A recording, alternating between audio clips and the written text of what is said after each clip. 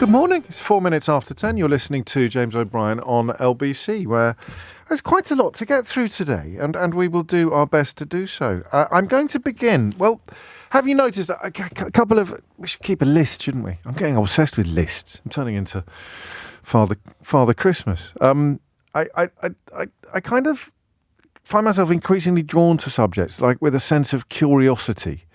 I really want to unravel it. I don't know if you've noticed that I've developed a borderline obsession with the 9.4 million people in this country of working age who are economically inactive. And economically inactive means neither working nor looking for work in the last 4 weeks. That's the most recent definition I could find, which went to the 2021 census. Now, if you're new to this programme, and if you have some slightly cliched views of what radio phone-ins are about, then I should tell you that my immediate impulse when presented with a statistic like that is to feel sympathy for these people, to work upon the presumption that nobody wants to live a life of inactivity or well, not quite nobody, but the tiny minority of people who perhaps genuinely prefer a life of indolence, inactivity and relative poverty, have nothing but sympathy from me, because the massive majority of that number will obviously be hostage to their health.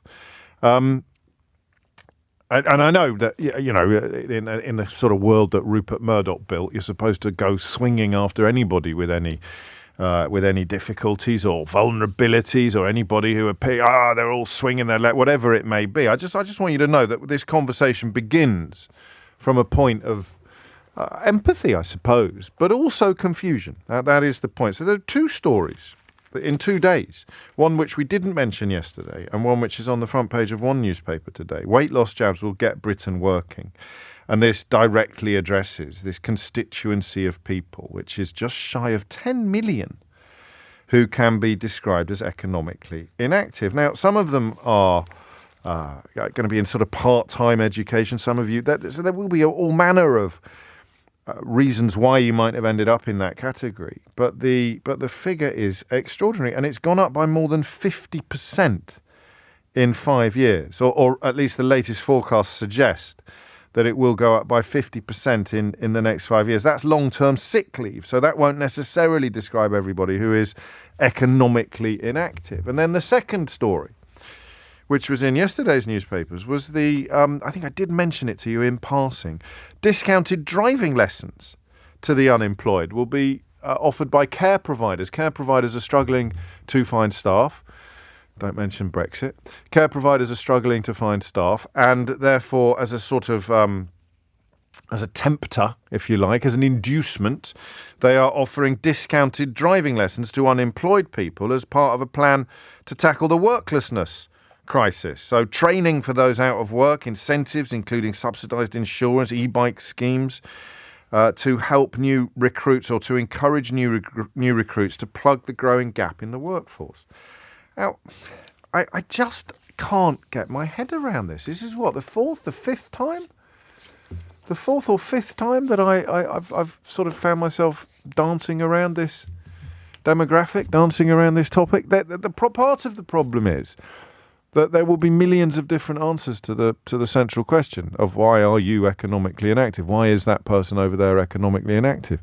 I think long COVID is hugely underreported and underappreciated in this country. Long-term health conditions that leave you unable to do some jobs, and you're not getting the support you need to either improve your health because of waiting lists. I mean, austerity is going to be a huge part of many of the problems that we're talking about. But again, it's not going to be all of them. Not being able to drive. How big a deal is not being able to drive? I just don't know. And yet I've got this sense that if you could just fix this, then you would have a jackpot moment in politics. If you could just fix this. How many of the 9.4 million would you need to get to work to fill all of the vacancies in the country? I mean, a relatively low percentage of them. It's a fascinating one, isn't it? It really is. So, what's the best way into it today? There's a part of me that is looking at the news about weight loss jabs, the idea that you can have a jab, lose the weight, go to work, and thinking, my Catholic upbringing is beginning to kick in on this. I don't know how much you know about Catholicism, but it's quite a, what's the word that I'm looking for? It rejects the notion of easy options. You know, if you sin, you've got to go and tell the priest, and the priest will make you do 10 Hail Marys or walk to Lourdes on your knees or something. I mean, you do penance. It's a religion in which penance plays a very big part. There's a lot of guilt and a lot of penance. So you might feel guilt about, for example, gluttony, which is one of the 7 deadly sins. You're supposed to feel guilty. So you could even say in confession, "Forgive me, Father, for I have sinned. It has been God knows how long since my last confession." I mean, literally, God does know how long since my last confession. And these are my sins. You start with the usual, although that would be a lot shorter than it was during adolescence. And then you move on to and then you start scrabbling around for things. I don't know how many Catholics suffered from what I suffered from as a younger man, which was I didn't feel I'd sinned enough. I felt I was wasting the priest's time. Did you do this? You think you'd sit there, you'd sort of come up, well, I've been impure in thought and deed. I've been mean to my sister. I stole some biscuits. I hadn't stolen any biscuits. I just felt that if you look at the little form that you have in the confessional, leaves quite a big space for when you're supposed to insert your sins. And I used to feel a bit inadequate. I used to feel I hadn't sinned enough. And then, of course, being a Catholic, you'd start worrying about the fact that you'd told a lie in confession in order to excuse yourself from the feeling of having wasted the priest's time.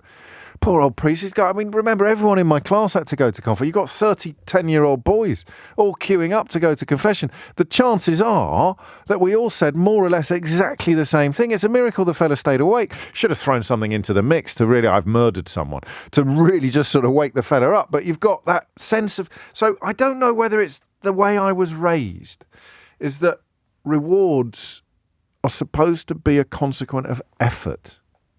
Do you see what I mean?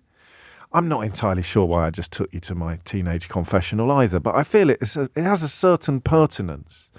But the idea that A, if something is too good to be true, it probably is, and B, there's no such thing as a free lunch, or indeed a free anti-lunch or non-lunch or weight loss. So all of the medicine appears to suggest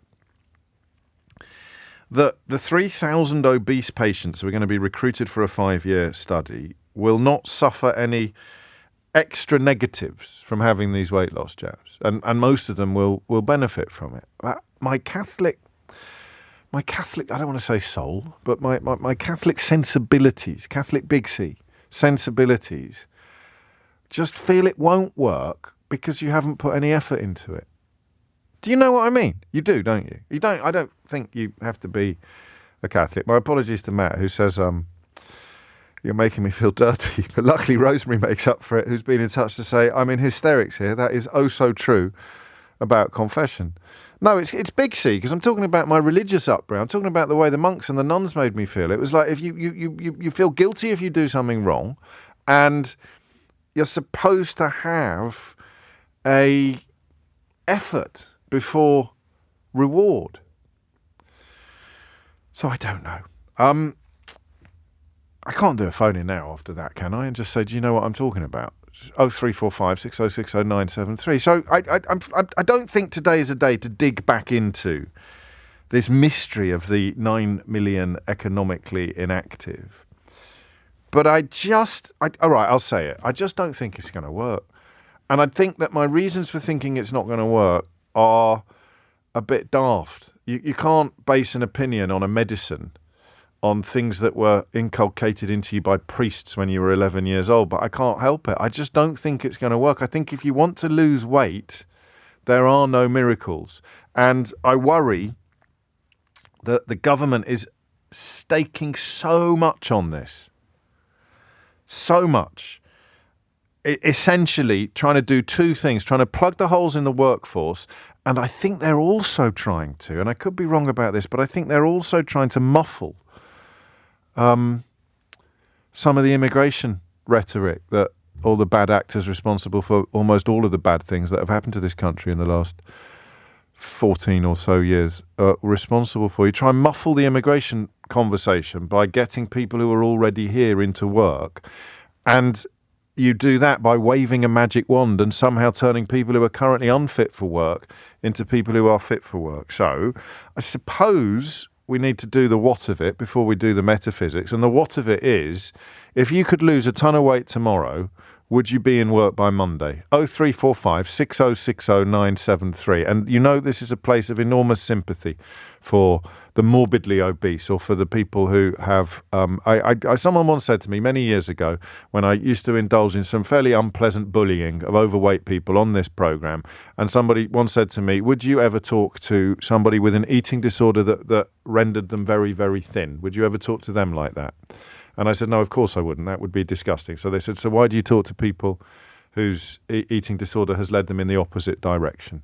And that whole eat less, exercise more, pull your socks up, a little bit of self-control, sure, it may well apply to some people, but to use it as a sledgehammer with which to smash up everybody who struggles with their weight is both obnoxious and offensive. So be absolutely assured that that is not anything close to what happens here. But I can't shake this feeling that it's too good to be true. I don't need to overthink it. That's the phrase I'm looking for. I can't shake this feeling that it's too good to be true. And I'm not sure who's qualified to answer that question, except for people who have done it already, been on these drugs already, and can describe life-changing consequences, life-changing results with precious little negativity.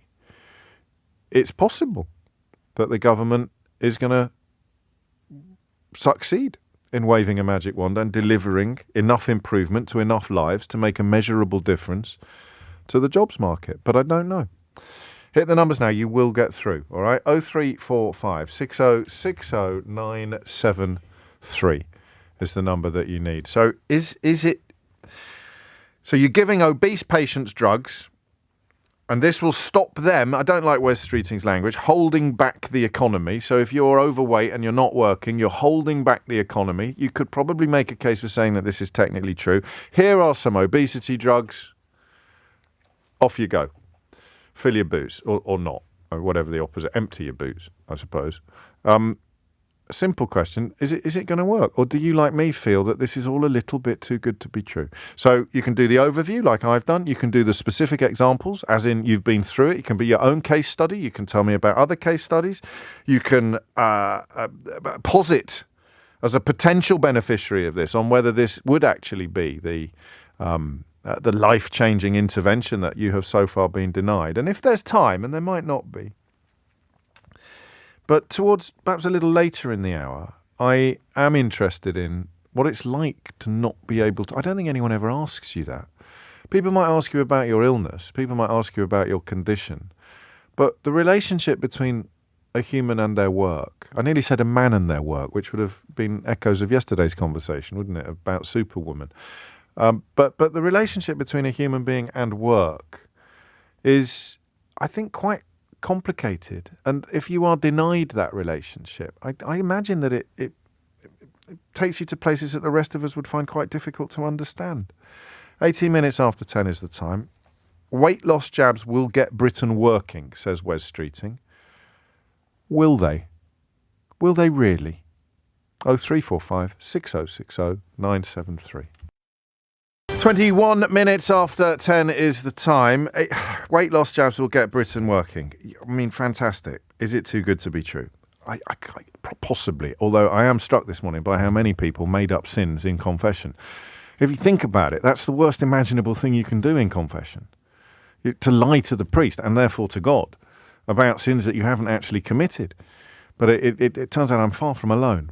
We may return to this territory at a later date, but I don't want to get distracted now.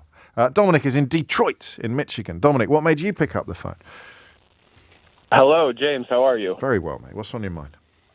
I don't know. I just want to share a personal story about weight loss because as someone who, I used to weigh about 400 pounds at my heaviest. Right. I don't know what that is in kilograms. I know you guys use kgs in the UK, I think. Mate, we don't actually. We generally use stones, but I don't even. How many pounds are there in a stone? I don't know. I actually don't know. We're But both anyways, as I was stupid about as each other. This is the ridiculous conversation. Go on. I 14 was about pounds in a 400 stone. pounds. So you were 400 pounds. What's 400 divided by 14, Dominic?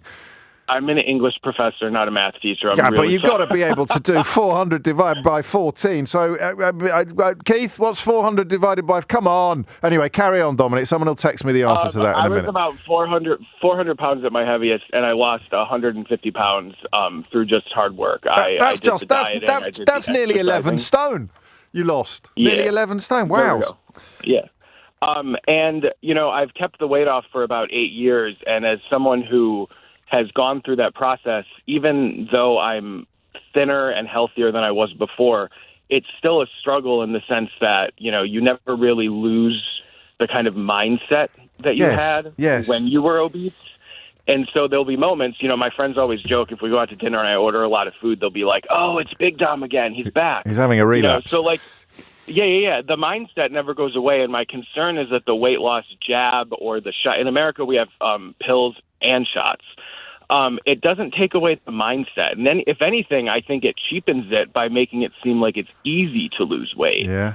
And you have to solve the root problem is the mindset that gets you into being obese. And I think the medication doesn't change that.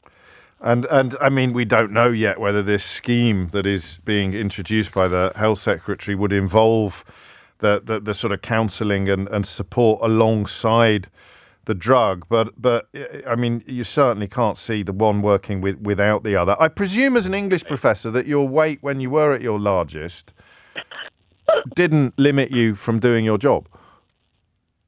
I actually was not a professor when I was overweight. It was part of my losing weight was to be a kind of good role model for my students. So I lost it all right before I started teaching. But I also want to say, too, at least in America, weight is a socioeconomic issue. I don't know if it's the same in England, yes, but I mean, I'm from Detroit, Michigan, which is labeled colloquially as like a food desert, which means that there's no kind of access to good quality food for most of the people that live in the city. And so in America, it costs more to be healthy. And so the jabs also don't address the kind of economic issues that force people into obesity as well. That's a really good point. We touched on that yesterday, actually, particularly with regard to road service stations and the food variety that you get in continental Europe compared to what you get in the UK. So is it? I mean, for you briefly, do the negatives that you've listed outweigh any potential positives straight off from the starting blocks?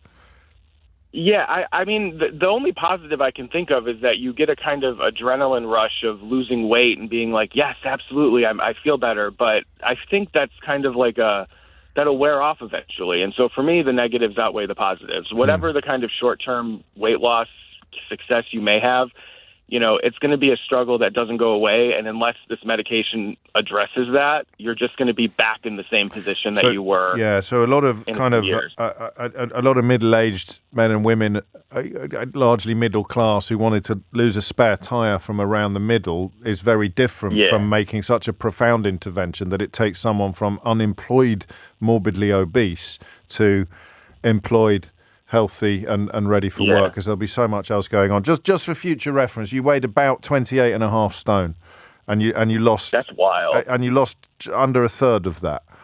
Just under a third of that. So there you go. A maths lesson for you, Professor. I appreciate it. What are you teaching today? Have you got anything on the schedule today? Tomorrow in class we are doing rhetorical analysis, so ethos, pathos, logos, persuasion, and the American election provides no shortage of campaign ads and argumentative topics to discuss. Hey, I've got one for you actually. Have we got that clip? Have we got that clip of the American thing? Okay, have a listen to this, because you might be able to use this, and I'll double check who it is that's talking. Let me tell you now who it is that's talking, because this is actually quite significant. By the standards of rhetorical analysis, I don't know how you deal with this. I don't know how we deal with it, but this is the Glenn Youngkin talking to Jake Tapper. Have you heard it? On CNN yesterday night. Check this out, seriously. He was talking about sick people, radical left lunatics who should be handled by the National Guard or the military. And then later on in that same speech, he said that one of the lunatics he addressed was Congressman Adam Schiff. That's who he was talking about using the National Guard and military against. Radical left lunatics, enemy from within, people like Adam Schiff. Again, Jake, I don't think that and again, I can't. I'm just reading I can't his speak quotes. for him, but I do think that you are misinterpreting and misrepresenting his thoughts. I do believe, again, it's all around the fact that we have had an unprecedented number of illegal immigrants come over the border in an unconstrained, unrestrained fashion. The Biden-Harris administration has allowed it to happen. It was their policies. They did not fix it. And as a result, we do see a substantial number of folks who are violent criminals, folks who have been identified as national security threats here. And in fact, just 2 weeks ago, we in fact had senior people from our national security apparatus say that there's 15,000 violent felons in the United States. They have no idea where they are. That is what I believe the president is referring to. I don't think that he's referring to elected people in America. But I'm literally reading his quotes. I'm literally reading his quotes to you, and I played them earlier so you could hear that they were not made up by me. He's literally talking about, quote, radical left lunatics, and then one of those lunatics he mentioned was Congressman Adam Schiff. So that's Orwell, isn't it? That's denying the evidence of your eyes and ears. That's the governor of Virginia being read quotes and then saying that he heard something else. How do you teach that? I mean, real quick, an interesting thing about Glenn Youngkin is when he won in 2021, he was hailed as like a new kind of Republican that could counter Trump, which short-lived. I mean, you can't really teach that other than the fact by saying that, like, it's just nonsense. And it's weird because these Trump people say that they love Trump because he speaks his mind. Yeah. And then when he speaks his mind, they say, well, he didn't mean that. He wasn't actually speaking his mind. He didn't mean it. It's like this circle. I don't know. You're right. It is Orwell. Up is down. Freedom is slavery. War is peace. Ignorance is knowledge. Like, there you go. Your students will benefit from that heads up, I hope. Dominic, thank you. He wasn't expecting that. A maths professor in Detroit rings a radio station in London to talk about weight loss drugs and ends up analysing or providing rhetorical analysis of an interview given by the governor of Virginia to a journalist on CNN, an English professor, rings in to do that, and then we end up here. That's why I love my job. You never know what's going to happen next. And by an extraordinary coincidence, we had that little clip ready to play out a little later in the programme. Here's Jenny Balsby with your headlines. It's 10:32. You're listening to James O'Brien on LBC. They're betting a lot on it. They are persuaded, and some of the language is extraordinary. Talk about a monumental impact on obesity and getting Britain working. You cannot extrapolate data from an anecdote, and one experience does not prove or disprove a broader theory. And I am conscious of the fact that my sort of youthful Catholicism has given me an unhealthy idea of the relationship between suffering and deservingness. You know, the idea that if you're unhealthy, you teach this. This is why Glenn Hoddle got into trouble. Religion kind of creates in the minds of people the idea that you are being punished, if not for past sins, then for present sins. And I hate that. I know that's not true, but it's there somewhere inside our society, inside all Judeo-Christian societies, which is why we struggle with the idea of miracle cures being a thing. But maybe this is the kind of promised land. Maybe, and if you've had these weight loss jabs, I'd love to talk to you if you have moved from being unable to work because of your weight, because of the impact it was having on your joints or the impact it was having on your diabetes or your respiratory conditions, and you've lost the weight and you're back in work. Because if there are enough of you, then this could actually be so. I don't know as a journalist how to cover stuff like this. Cover stuff that is positive and sensible and delivers optimism. But if it does all of those things, then we need to be talking about it. Wes is in Brighton, not that one, not that Wes, the other Wes. Wes, what would you like to say? Hi, yeah. So a bit of background. I'm a gym owner in Brighton, okay, and I see all different types of people, all different shapes and sizes, and so I think that this drug will really help a group of people. But I'll talk about a wider problem that's not just with people that are obese or extremely heavy or have problems with their weight, and it presents itself, I think, culturally, maybe in Britain itself, but I think we have people that come in and say that I really need to lose weight, I'm really struggling, I can't breathe, those sorts of things. And actually, when we get to meet them, they are almost too heavy for the machines themselves to do any exercise. So a lot of the time, we have to say you're going to have to just to get out and walk. We're going to have to get you to this target weight. This drug for them. How do they end up with you? How do they end up with you? Because that speaks of a mental desire to improve the situation, which seems to me to be a large part of the battle, just getting to that first base. I mean, the running joke I have with people that arrive and they sort of come in and say, "Oh, God, I made it." I said, "Well, 90% of the work's done. You've arrived." Yes, yes. And a lot of the time, the thing is, we're a private limited company, private gym, and the leisure centres are a lot of the time full because the doctors can give leisure centre vouchers for people to go and use it there. I didn't know that. Yeah, so we get that sort of thing where the doctors will say you can have some vouchers for the gym. It's free to go.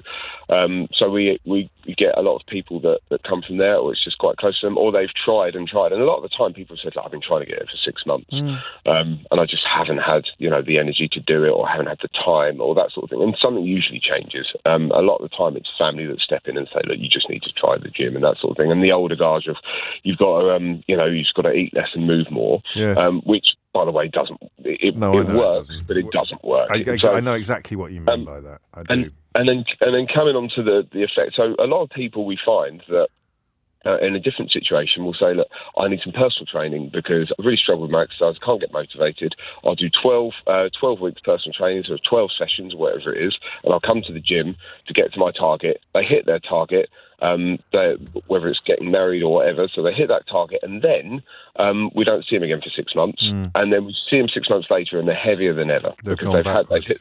And it's that sort of thing where people say, "Oh, great! I'll just do this for 12 weeks. This would be great." I said, "No, mate. This is every day for the rest of your life." And it's that mentality that actually Yes, you might work a bit harder to lose a bit of weight initially, but you've got to keep doing this. Yes. And you don't necessarily have to do it in a gym. You can go out, you can do walking and running, whatever other people like to do, swimming, like anything like that. You don't have to do it in a gym. But the shift change is, and I think there's a couple of complications having seen people on these drugs, is that, there's actually loads of side effects, so liver damage, kidney damage, all of that. But they say, well, actually, the damage of them far outweighs the damage done to your body if you're obese. Yes. So I get that.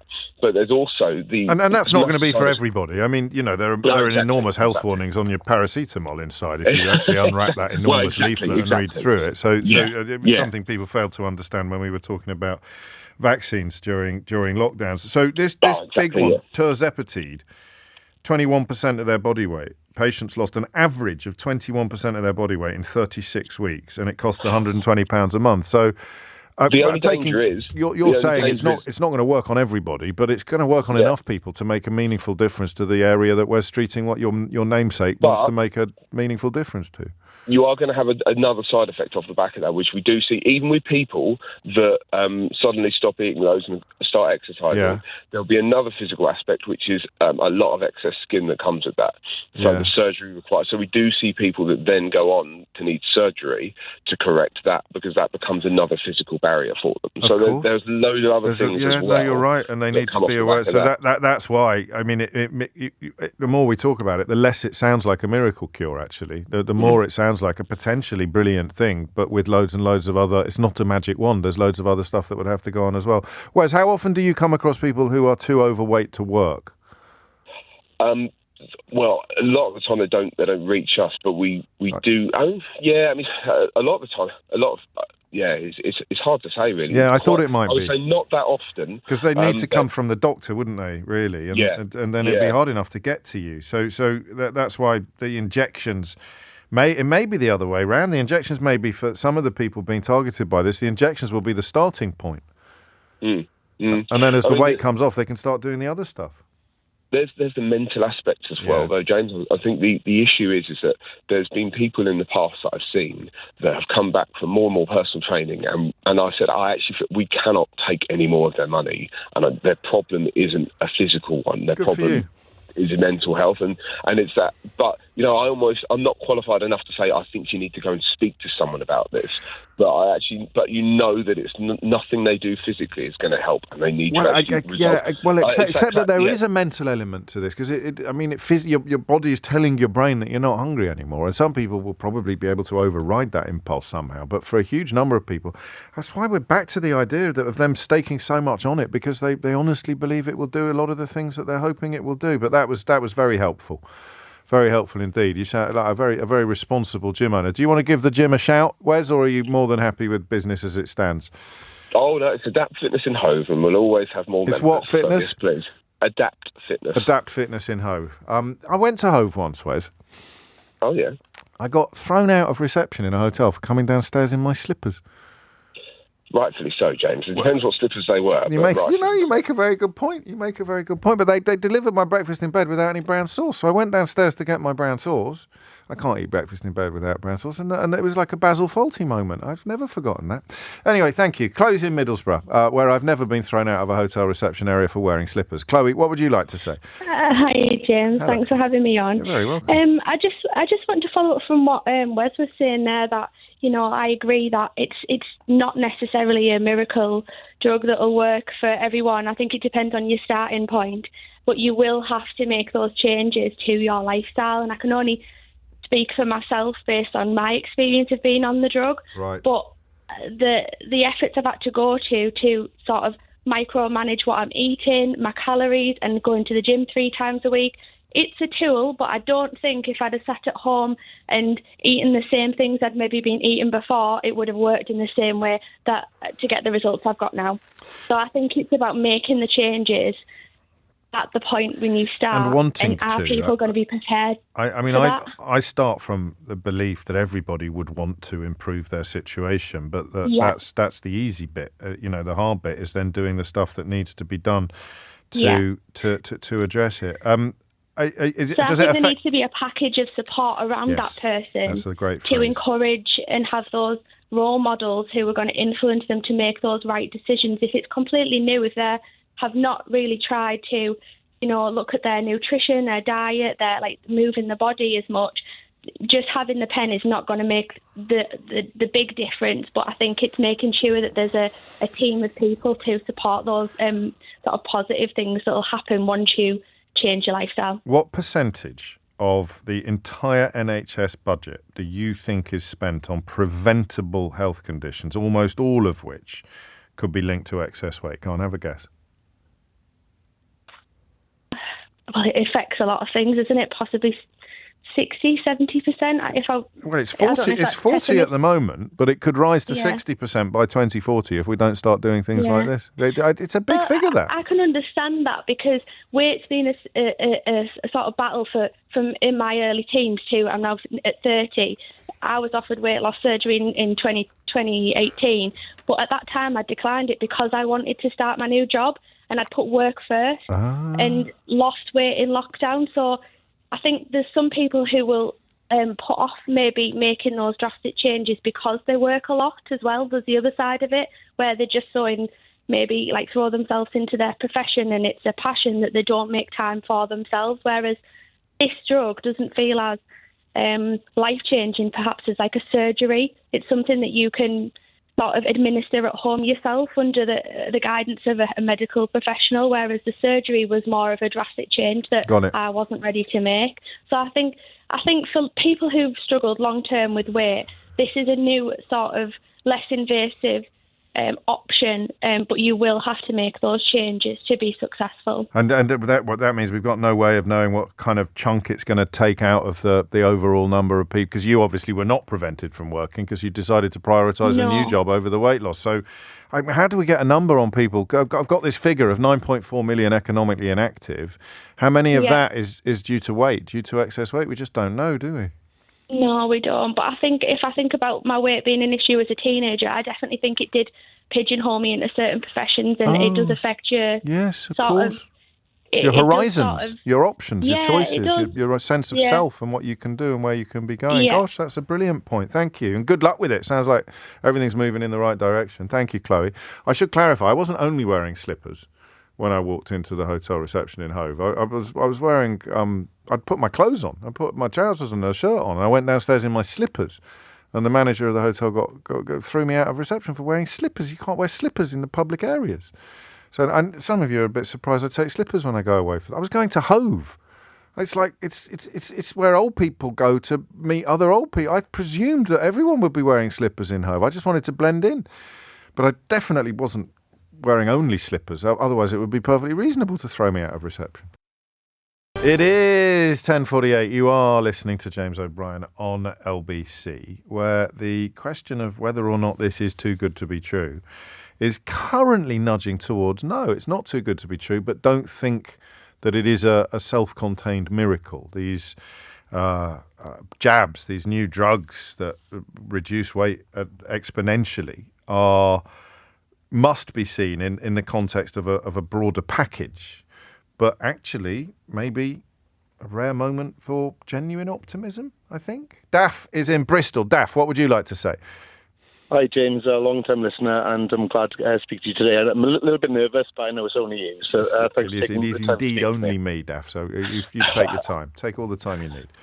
Thanks very much. I'm an obesity specialist dietitian. I now work in the independent sector, but I've worked with the NHS for over 10 years within the field of obesity, and worked with these types of injectable medications for many years. As you know, they've been around to treat other diseases like type 2 diabetes in the past. Yes. Worked within research settings and now on a wider scale with individuals that are using it for obesity alone. And I think the first thing I'll say is I agree with the PT, the personal trainer that you had on recently. It's more than just eating less and moving more. This isn't a disease. Obesity is a disease, and there are many research papers to define this as a disease, and that's the way we should be reframing our thoughts around how to treat a disease like any other condition. So if you had any other types of conditions, this is how we should be framing the treatment of this.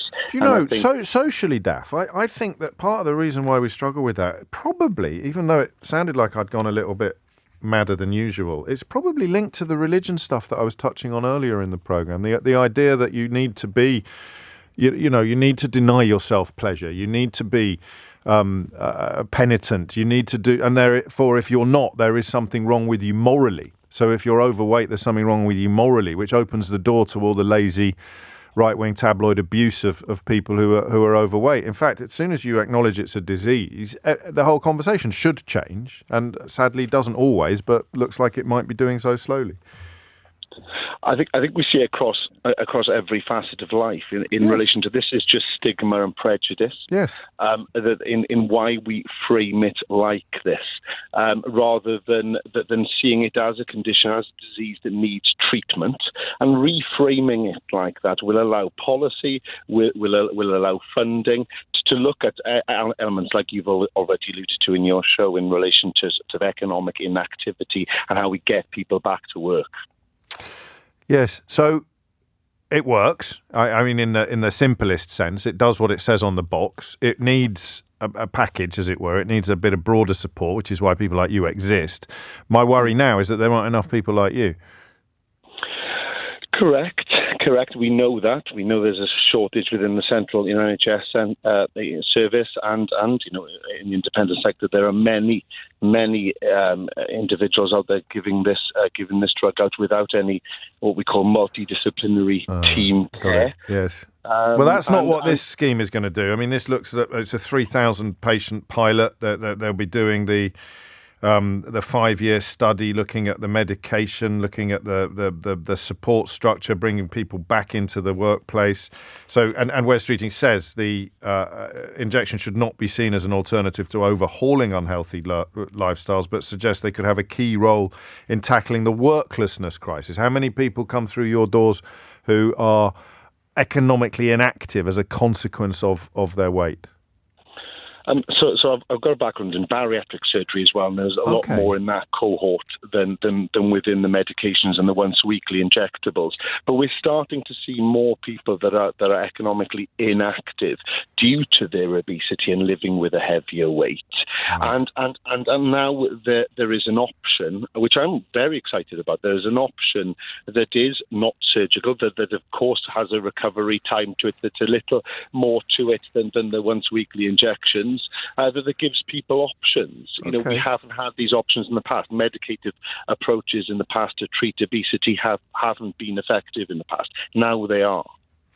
And you're private for a reason, because most of the people that are doing these treatments at the moment are doing so privately, aren't they? Well, that's not the reason why I went private. No, I'm sorry. I know it's not the reason why you went private, but the reason why this is news, despite the fact that Manjaro and a lot of people are already doing it, is because for the NHS to go all in on it is a big change. Yeah, correct. And unfortunately, there is still quite a lot of red tape within the NHS to prescribe these medications, and the services that are designed to prescribe these under NICE criteria, what we call specialist weight management service. I used to work with one locally that unfortunately is bursting at the seams, and unfortunately they're unable to take on any new clients and new patients. Well, this is that. I mean, you've led us away from. I mean, it's a much more complicated issue than a lot of the headlines allow. But if given that we're addressing a worklessness crisis, almost all of the answers to the worklessness crisis that I see involve finding more workers to provide the measures that are going to reduce the worklessness crisis. And this is another one, isn't it? If we need more people like you, we'll need more people in the NHS, we'll need more obesity experts, we'll need more nurses, we'll need people to help with the sort of holistic package, not just with the administration of the injection. And yet we're reporting on a worklessness crisis. So it ain't simple. But I don't think we've heard enough today to have our optimism removed, possibly tempered slightly, but Daff knows what he's talking about, and that relationship between economic activity and obesity is real. We're just not quite sure of two things: how real it is, how big it is, and how easy it will be to make somebody economically active by dialing down their obesity. Bonnie's in Wallington in Surrey. Bonnie, what would you like to say? Hi, James. Hello, Bonnie. I think that there's a common theme coming in here, obviously, in terms of the fact that it's not a miracle drug that's going to cure somebody's mental health. And I think obesity and being, not being able to stop eating is not really the act. It's just the mental health. But if you stop feeling hungry, it's going to, even if you're not getting the support you need for your mental health, it's going to be better than not doing it, isn't it? Okay, I'll tell you a little anecdote. Okay. My partner, he got Manjaro through a private clinician. Yes. And he isn't hugely obese. However, he needs to lose some weight. Okay. And he stopped taking it because he didn't like not being able to eat. Yeah. And that's and you think that's his mental health rather than. Yeah, I think that if you are that kind of conditioned throughout many, many years of your life, if you're not doing, it's like a repetitive. Well, it's comfort. Like we're talking about comfort eating. I mean, he gets that fix of endorphin when he eats a lot, and he couldn't live without it.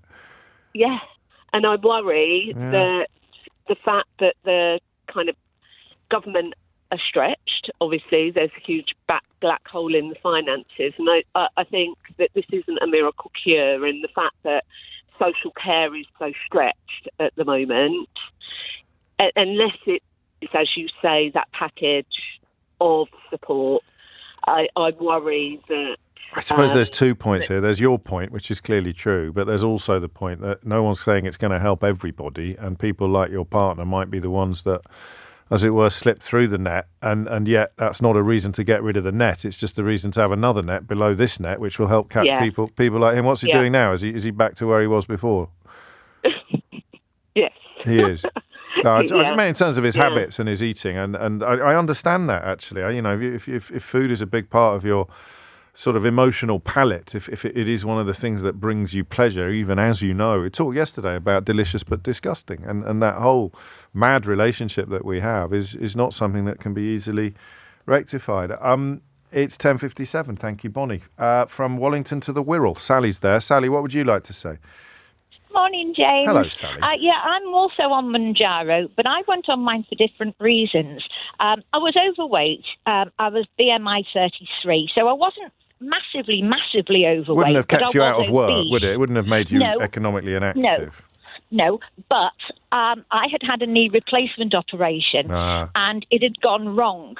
And I needed to have it redone. And the specialist said, you need to lose weight. And I've always had problems with yo-yo dieting.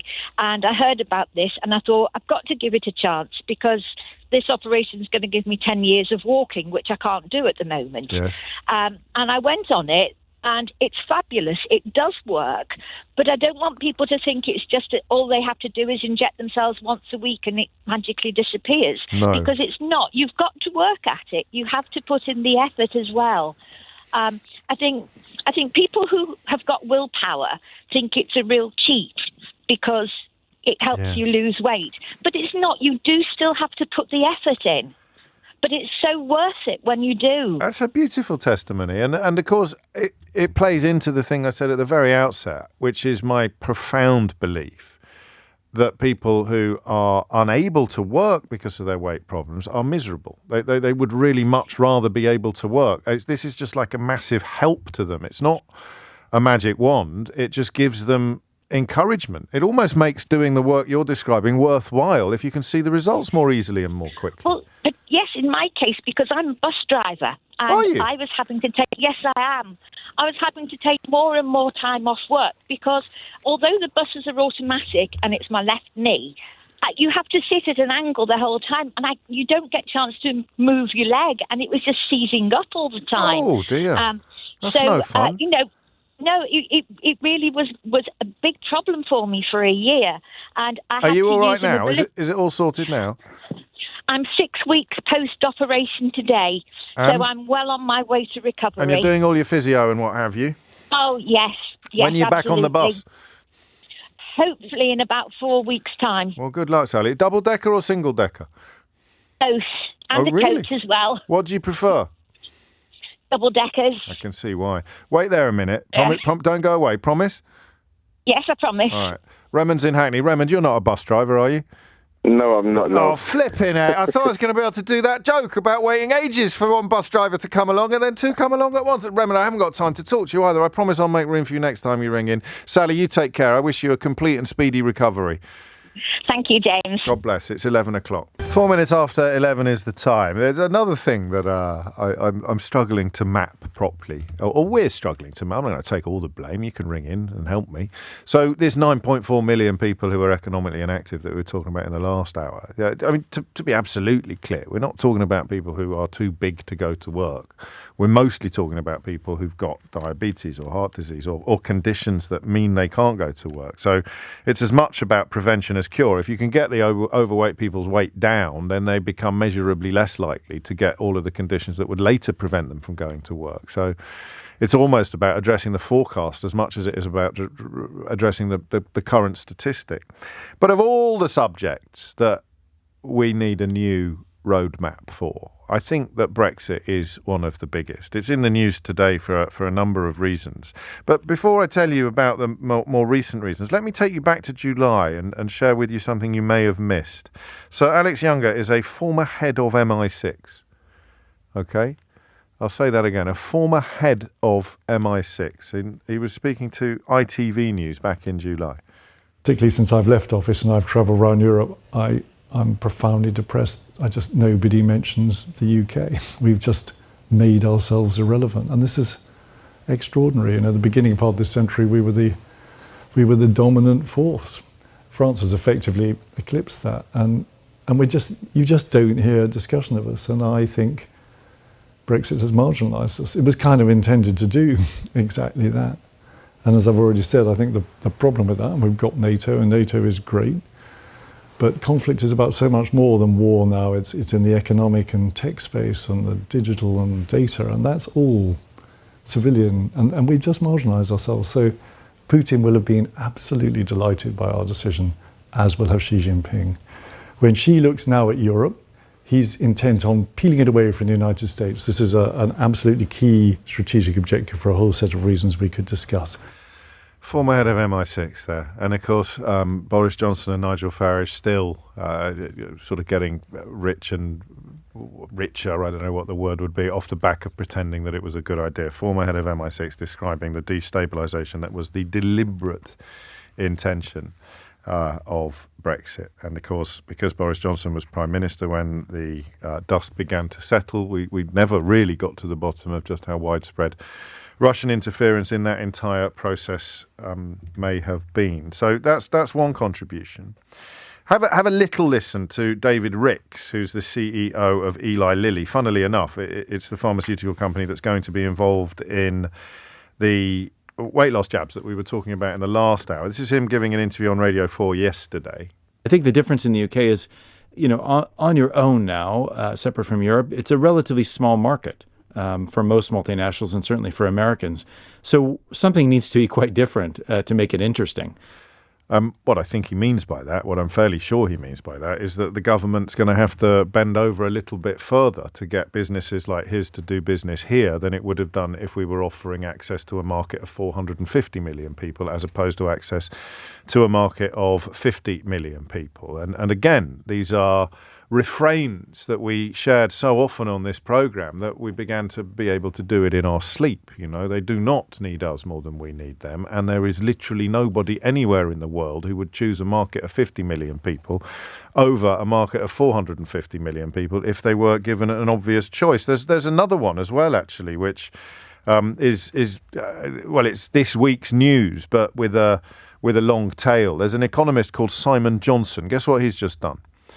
He's just won a Nobel Prize for economics. Guess what he talked about in an interview a couple of years ago? He described Brexit as being self-destructive. So in one corner, you've got Andrea Jenkins, Nigel Farage and Boris Johnson. In another corner, you've got a former head of MI6, the chief executive officer of Eli Lilly, one of the biggest pharmaceutical companies in the world, and you've got a Nobel Prize-winning economist. And if I live to be 212, I will never, ever fully understand how anybody could have thought, I'm going to trust old Daniel Hannan and Mark Francois on this one. I'm going to completely ignore people like Sir Alex Younger, David Ricks and Simon Johnson. But that is, in a sense, water under the bridge. That is, in a sense, all in the rearview mirror. Because here is Wes Streeting, who was equally clear about the idiocy of Brexit until it happened and was talking to Sophie Ridge on Sky News last night.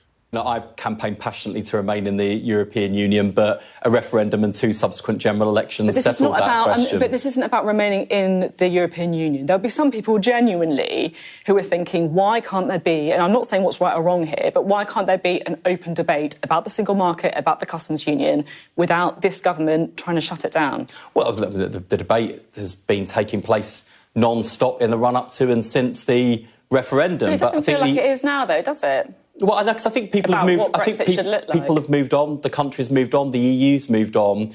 And let me tell you, not just here but in Brussels, there is no appetite to relitigate those arguments, to reopen things that have been settled. Actually, it's about Even if the damage is great. It's about a new friendship. Your own Green Paper says investment is reduced by 11% because of Brexit. There's no doubt that what we warned about in advance of the referendum in terms of the impact on economic growth has come to pass, and that's a fact of life we have to deal with. I think the sweet spot is working as closely with the European Union where we can, but also showing the agility to work with and through partners in other markets as well. And there is that sweet spot there to unlock, and that will be the agile way in which we work. I find this so interesting, and not just because in fact, I think back to the Catholicism again. I might have to go to Mass on Sunday because you're not supposed to take pleasure in other people's misfortune. That's sinful, and I don't. And you can't really take that much pleasure in being proved right. There comes a point where you have to sort of go, yeah, OK, I'd like to rub your faces in your stupidity, particularly if you were really unpleasant to those of us who were telling you the truth. Oh, here's Steve in Guildford. Brexit again, James. You drag on a has-been to make your case. Why not get Starmer on to ask about a referendum so we don't have to listen to you drone on and on and on? That's Steve celebrating getting his sovereignty back. That's what it sounds like. That's the sound of joy, victory and rapture. Steve in Guildford. On a fast track to Idiot's Corner. But that's the point, isn't it? There's no point me having got everything right, engaging in debates with Steve, who got everything wrong, because Wes Streeting has a point. Steve made the bed, we all have to lie in it. Boris Johnson, Nigel Farage, Mark Francois, Daniel Hannan, Nadine Dorries, all the galaxy-brained politicians of the last few years, they made this bad. Everybody honest and intelligent knows that it is ridiculous. I hesitate to use the word intelligent in that context, but I said honest and intelligent. So dishonest, intelligent people can still be either claiming, pretending, or even perhaps believing, because the first thing you do when you become dishonest is start lying to yourself. They can still pretend that it wasn't disastrous, that it wasn't guaranteed to be disastrous, that it didn't deliver, in the words of a former head of MI6, the dreams of Vladimir Putin and the Chinese premier, whose name I always get wrong. I'll just call him Xi. Xi Jinping? Xi. It's like when he said that's what Xi wanted, I thought, hang on, I thought the Chinese premier was a fella. That's why I always get confused about it. So they soiled the bed, and it's frustrating that so many of them remain untouched by the consequences of their own actions. They soiled the bed. There's a word I'd much rather use, but Ofcom have views on such things. These people soiled the bed, and Wes Streeting is saying we all have to lie in it. And I don't want to upset you, but I think he might be right. Because I love coming back to this territory with an air of curiosity. The days of the phones lighting up with people like Steve in Guildford there to ring in and tell me why I was wrong. Here's another one. Brexit and Boris living rent-free in liar, James O'Brien's head 24/7, embarrassing. The days of people like that ringing in to soil themselves on air are over. They're just sitting in mum's back bedroom sending texts and coming up with hilarious nicknames. So there's no actual point in relitigating Brexit phone-ins, because it would be like having a Brexit phone-in about whether or not the sky is blue. Well, even that doesn't work, because the sky can be grey some days. So whether or not healthy grass is green. It would be like having a Brexit phone-in about whether or not the earth is flat. Which reminds me, I must play you some clips of people turning up at Donald Trump rallies recently and answering precisely that question. So there's no point. Even in 2018, 2019, there was still a point to it all. There was still a chance of slamming on the brakes or hitting the reverse gear. It was still worth doing. It was still worth saying to people, look, that thing you're holding in your hand, that is not cheese. That's a piece of moon. The moon is not made of cheese. The people who've sold you that, claiming that it's cheese, they were lying to you. It's moon. It was still worth doing. It was still worth. People like the last two texts I've rung out, they thought it's still worth ringing in because I can prove him wrong. Oh, James O. Boring or James O. Brexit, I can prove him wrong. I'll ring in and tell him about all the laws I can't wait, or that it's all about sovereignty, or it's got... They thought it was still worth doing. They know they're idiots now. That's proven. I know they're idiots. I knew that all along. Wes Streeting knows they're idiots. Sir Alex Younger, the former head of MI6, knows they're idiots. Simon Johnson, the Nobel Prize-winning economist, knows that they're idiots. David Ricks, the CEO of Eli Lilly, knows they're idiots. We all know that they're idiots. Even they know that they're idiots. Deep down inside, they know that they're idiots. Farage moves on to his next grift. But he knows that he was an idiot. He doesn't care enough, actually, about the people whose lives he's damaged, the people about whose lives have deteriorated. Ditto Johnson. They know it's a disaster. They can never admit. That's why Johnson has to tell repeated lies about vaccines in a desperate attempt to pretend that it isn't all an almighty disaster. Did you see the interview Johnson gave, where he blamed David Cameron for not having a plan to deliver the unicorns that he had promised to the people who voted for his Brexit? David Cameron does a half-baked job of trying to stand up to the lies and the nonsense, loses, and then the bloke who won said, well, you should be the one delivering on this. I genuinely could not, even knowing what I know about Boris Johnson, that level of disingenuousness and dishonesty and moral depravity, it took my breath away, even this week. Well, I couldn't quite believe when David Cameron did. I won the argument. But I didn't know. Blah blah. And you sit there and you go, "What?" It's absolutely extraordinary that this myth persists. But for them, it has to persist. He can't turn around and say, it'd be like Profumo squared. He can't turn around and accept the disgrace that he deserves any more than Nigel Farage can. They soiled the national bed. And Wes Streeting says we all have to lie in it. And I wonder whether he's right. I wonder whether it matters. Why does it matter that these people, while claiming to be patriotic, delivered the wildest dreams of Vladimir Putin and Xi Jinping? Why does it matter? What's the point of acknowledging David Ricks is correct? And we've turned ourselves into a supplicant nation, a nation that has to beg big international business to do us a favour and come here, as opposed to part of a market that can say, we'll do you a favour and let you come here. And a Nobel Prize winning economist who knows and explains why it is self-destructive. He's just won a Nobel Prize for showing how institutions determine economic fortunes. And what was the big lesson of Brexit from the people that we've been talking about? Oh, you can ignore the institutions. So how do you feel? I'll play you Wes Streeting's words a little longer, okay?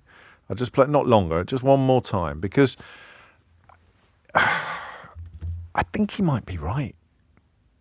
I don't think I'm ever going to shut up about it. As long as I'm getting messages like the last two that I read out, I'm going to enjoy, and I know it's a little bit unchristian of me, but I'm going to enjoy rubbing the faces of those people in the evidence of their own excessive stupidity, their own bigoted, largely racist ignorance that led them to simultaneously damage their own country while claiming to be patriotic because they'd had their boils brained so conclusively by some of the worst contributors to political discourse in the history of these islands.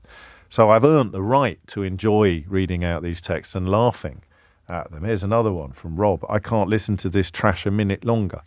So there's Rob reflecting upon his glorious victory. There's me holding up a mirror. Rob has a look in it and literally vomits at what he sees because he can't listen for a minute longer.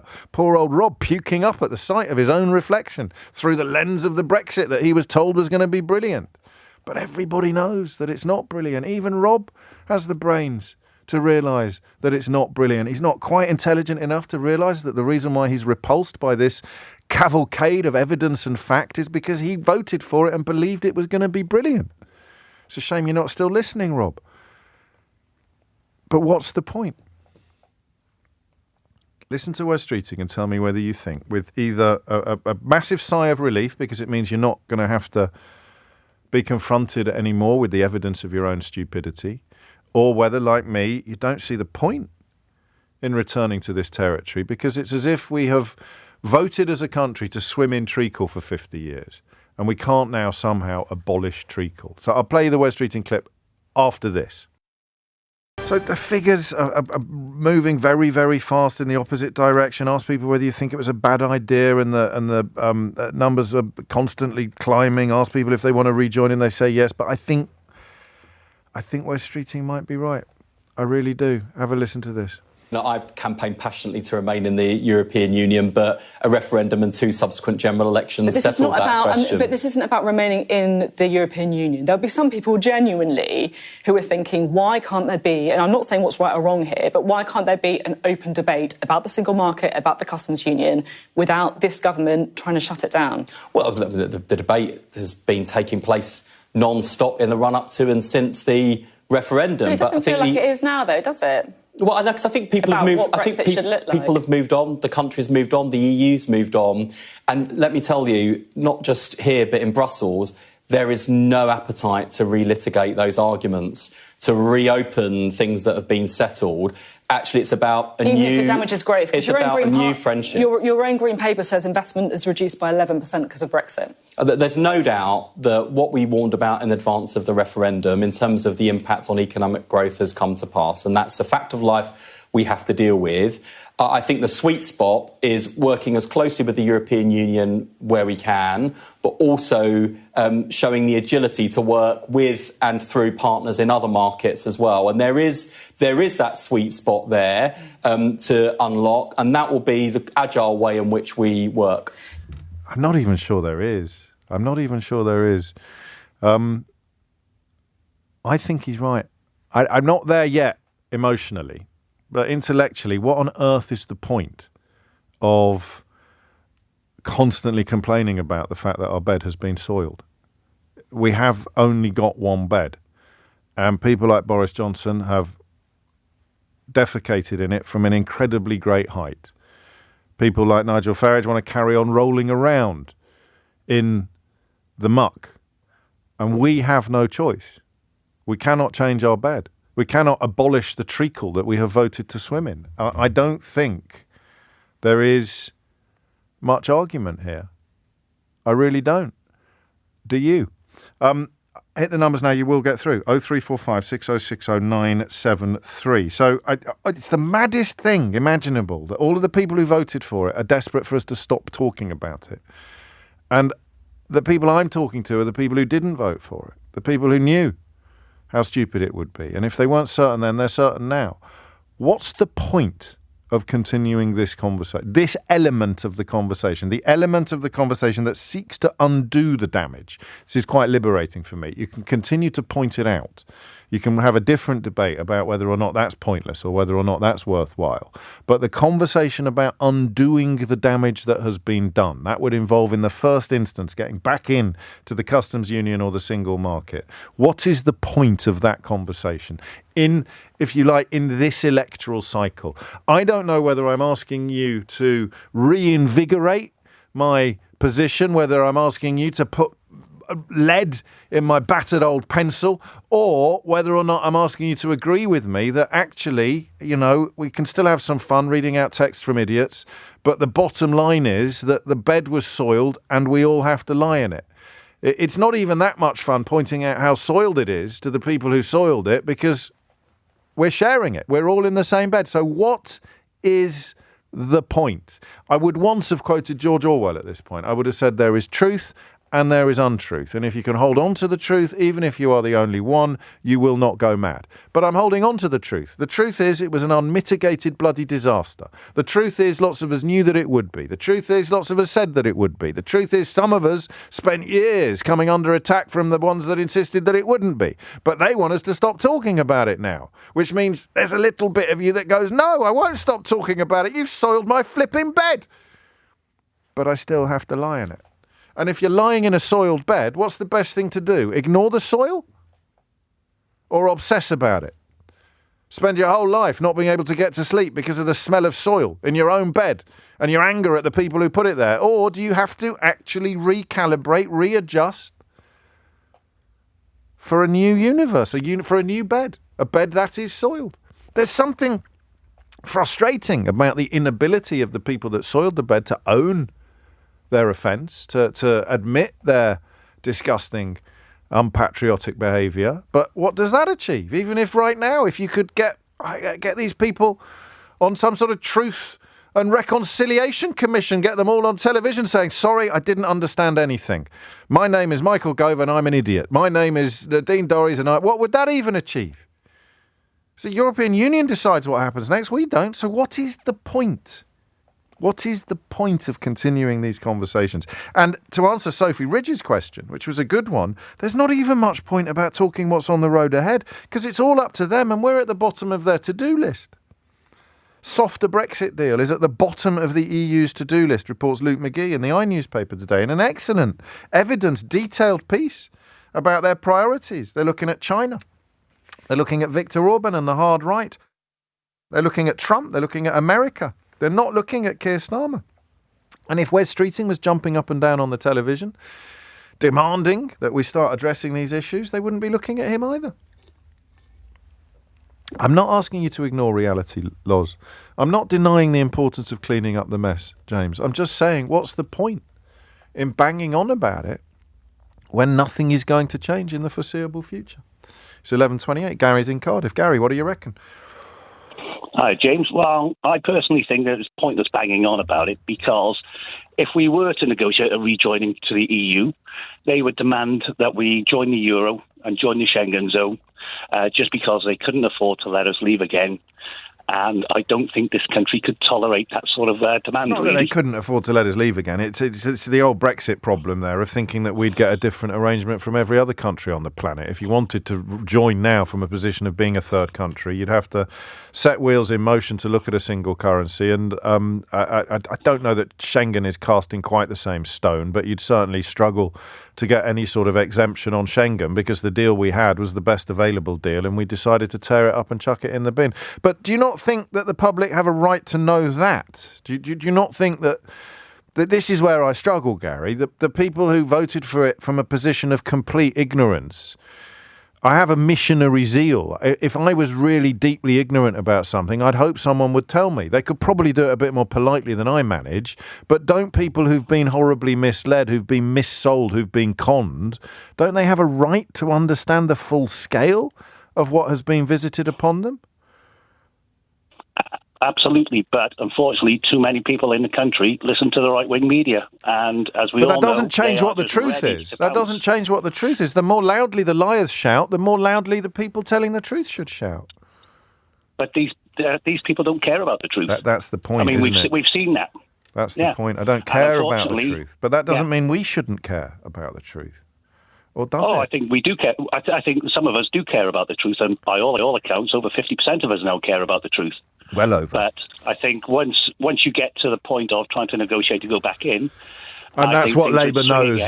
That's what Labour knows, Yeah. and won't set out in quite such clear terms because because it achieves nothing. So they just kind of nudge it along. They just kind of nothing to see here, and it's kind of what Streeting is saying. Actually, he's just not putting it in quite such stark terms because I don't think anybody wants to hear a British politician describe our demotion. That's why Sir Alex Younger's words are so poignant. You have a former head of MI6 describing our entirely self-inflicted decline, deterioration, demotion. You're a football fan. You don't want to hear somebody talking about how you've demoted yourselves, you've relegated yourselves from the Premier League. You just want to get on with doing the best you can do in whatever league you've ended up in. I think there's some truth in that. It's 11:30. Amelia Cox has your headlines.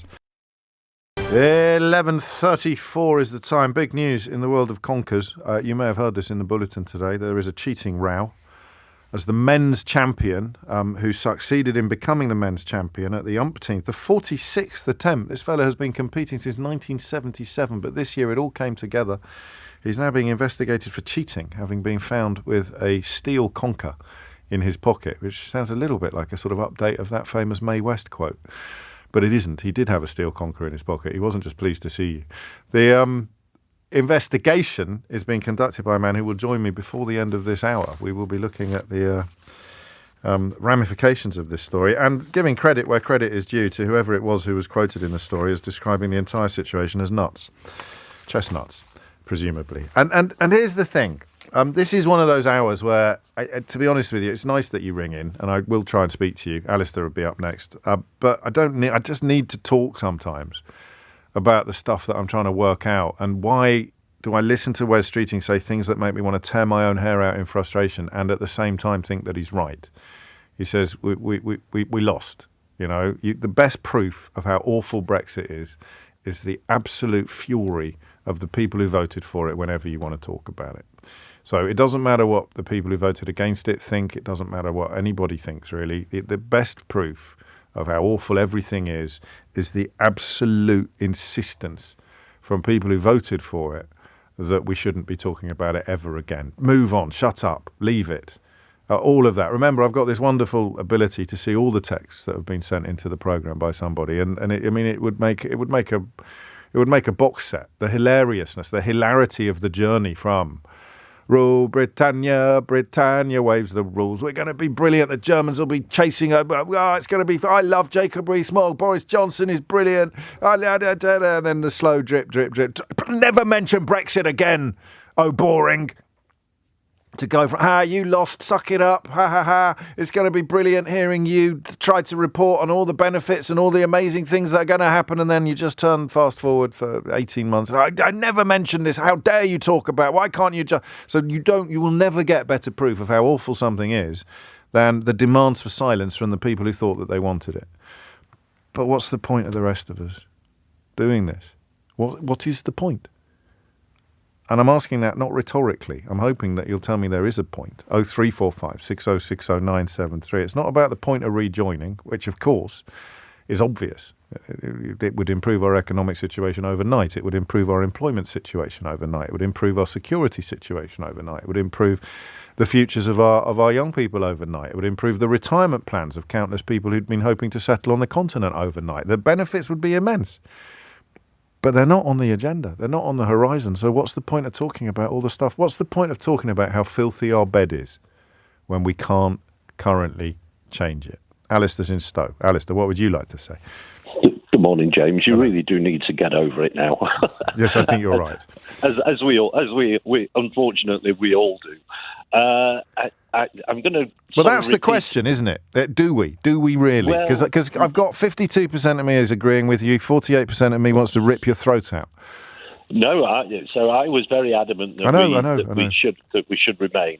However, I think when we now ask people what would they like to do, I think it has to be put into context and whether people assume that we would be going in with exactly the same terms and conditions that we left with, which clearly I'll agree with the chap from Cardiff, we wouldn't be able to do.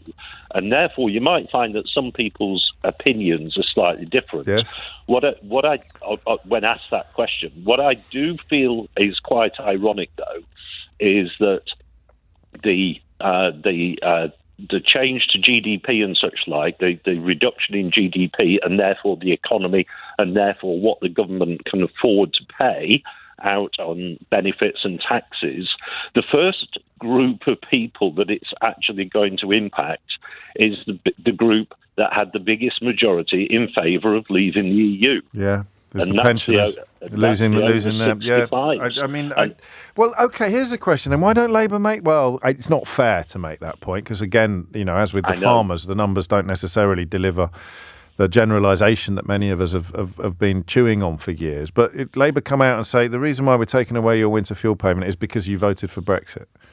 They politically would be suicide, but it's been a little bit naughty. But in a roundabout fashion, it is just one of the consequences, just the same as it's one of the consequences of having to queue up when you go abroad, just the same as it's one of the consequences that people are now moaning that they're going to have to pay £7 for a 3-year visa. And I do watch some. So we stop talking about it altogether, Alistair. We just literally just leave that's it. I mean, because of course, don't forget that these people are going to go on to try and attack the European Convention of Human Rights, or they're going to. Trump's talking about NATO, and he's got plenty of cheerleaders on this side of the channel. The people that soiled the bed will go and soil another bed, while we're arguing about whether or not we should be still talking about the last one. No, I think they do need to be reminded on a fairly regular basis that when things happen and situations are what they are. So, for example, as I say, I watched some lady moaning and effectively... Listen, enough about your private life, mate. Effectively saying that the EU were punishing the UK for leaving by bringing in a visa, but without acknowledging that the UK were the ones who were actually leading the group that wanted to bring in the visa in 2014 in the first place. When we were in it, the treatment of the third country. I think on that nitpicking front, there probably is a legal case for arguing that we might be exempt from the single currency under the terms of the Maastricht Treaty, but it would just be a question of whether an exemption that was agreed when we were members could be carried over retrospectively into an exemption that we would still enjoy when we were no longer members but wanted to come back in again. But that's one for lawyers probably 50 years hence. So your prescription is keep demanding accountability from the people that soiled the bed, but stop pretending we can do anything about it. Absolutely, and don't offer too much to clean the bed up in the first place. Which is not an option. I'm not going to wash the sheets for them. No, well, who's going to wash the sheets then? Where's sheeting? That becomes the problem. I might not use the bed analogy anymore. It's even beginning to make me feel a bit icky. But that's the point, isn't it? There's no precedent for this. There's no analogy. There's nothing like. I mean, I suppose you could talk about a war, but even with wars, the losing side Well, no, it's not a war because because it's not so simple and obvious that the winner's lost. That's just the maddest thing. We're not equipped for it rhetorically or intellectually or philosophically. If a population does something really stupid to itself, the whole population should seek to undo it, especially the people that led the charge for the cliff edge. But it ain't happening. So what the heck are the rest of us supposed to do? Answer, put up or shut up. Answer 2, we can't put up. Put up what? Therefore, shut up. I like that. Demand accountability. Point out the idiocy. But stop pretending there's anything you can do about it. Chris is in Mansfield. Chris, what would you like to say? Good morning, James. Hello, Chris. I believe that we should still be talking about Brexit. I think it's vitally important that we don't shut ourselves down and just submit to lies, to corruption, to the absolute diabolical wreck that us as Britons have put ourselves into. Not all of us, but some of us have voted for them. And I think it's important that we relay the information that the NHS was over 60% European workers.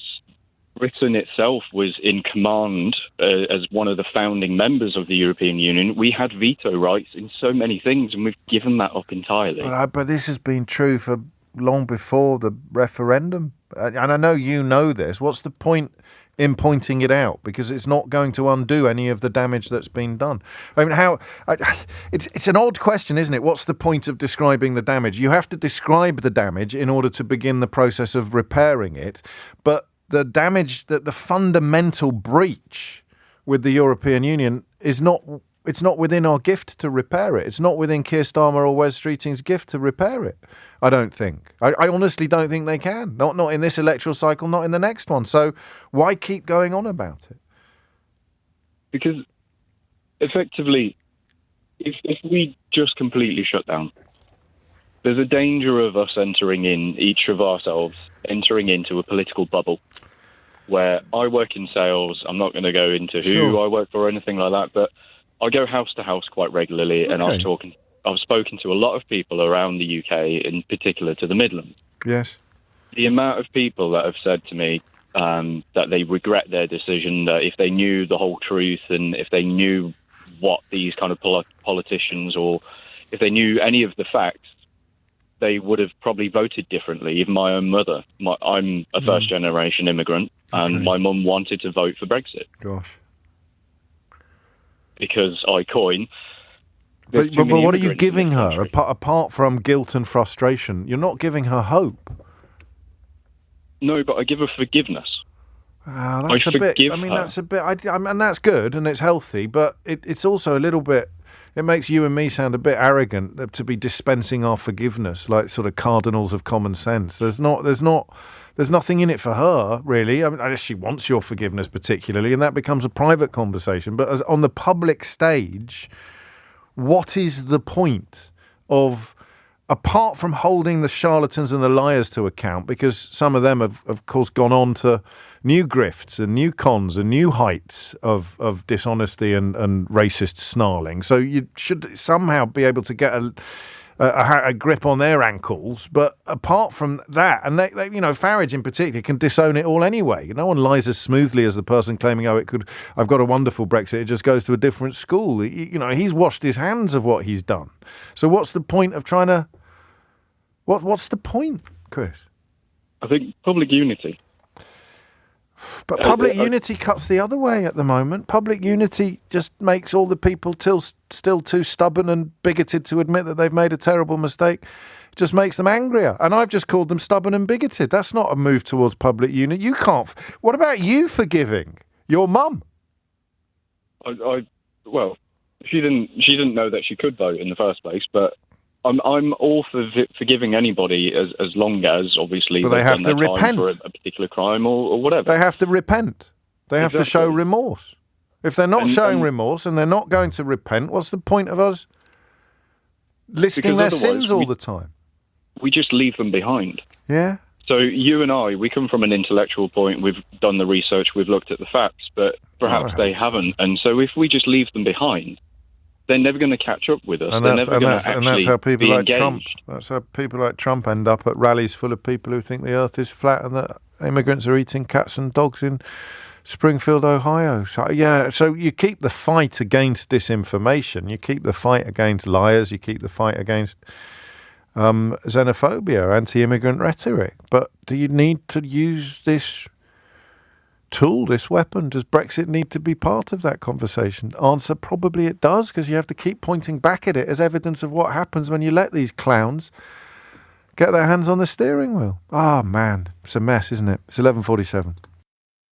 10 to 12 is the time, and it is time now for a tale of hopes and dreams, a tale of athleticism and technology combining to deliver extraordinary and unprecedented results, but also a tale of alleged deception.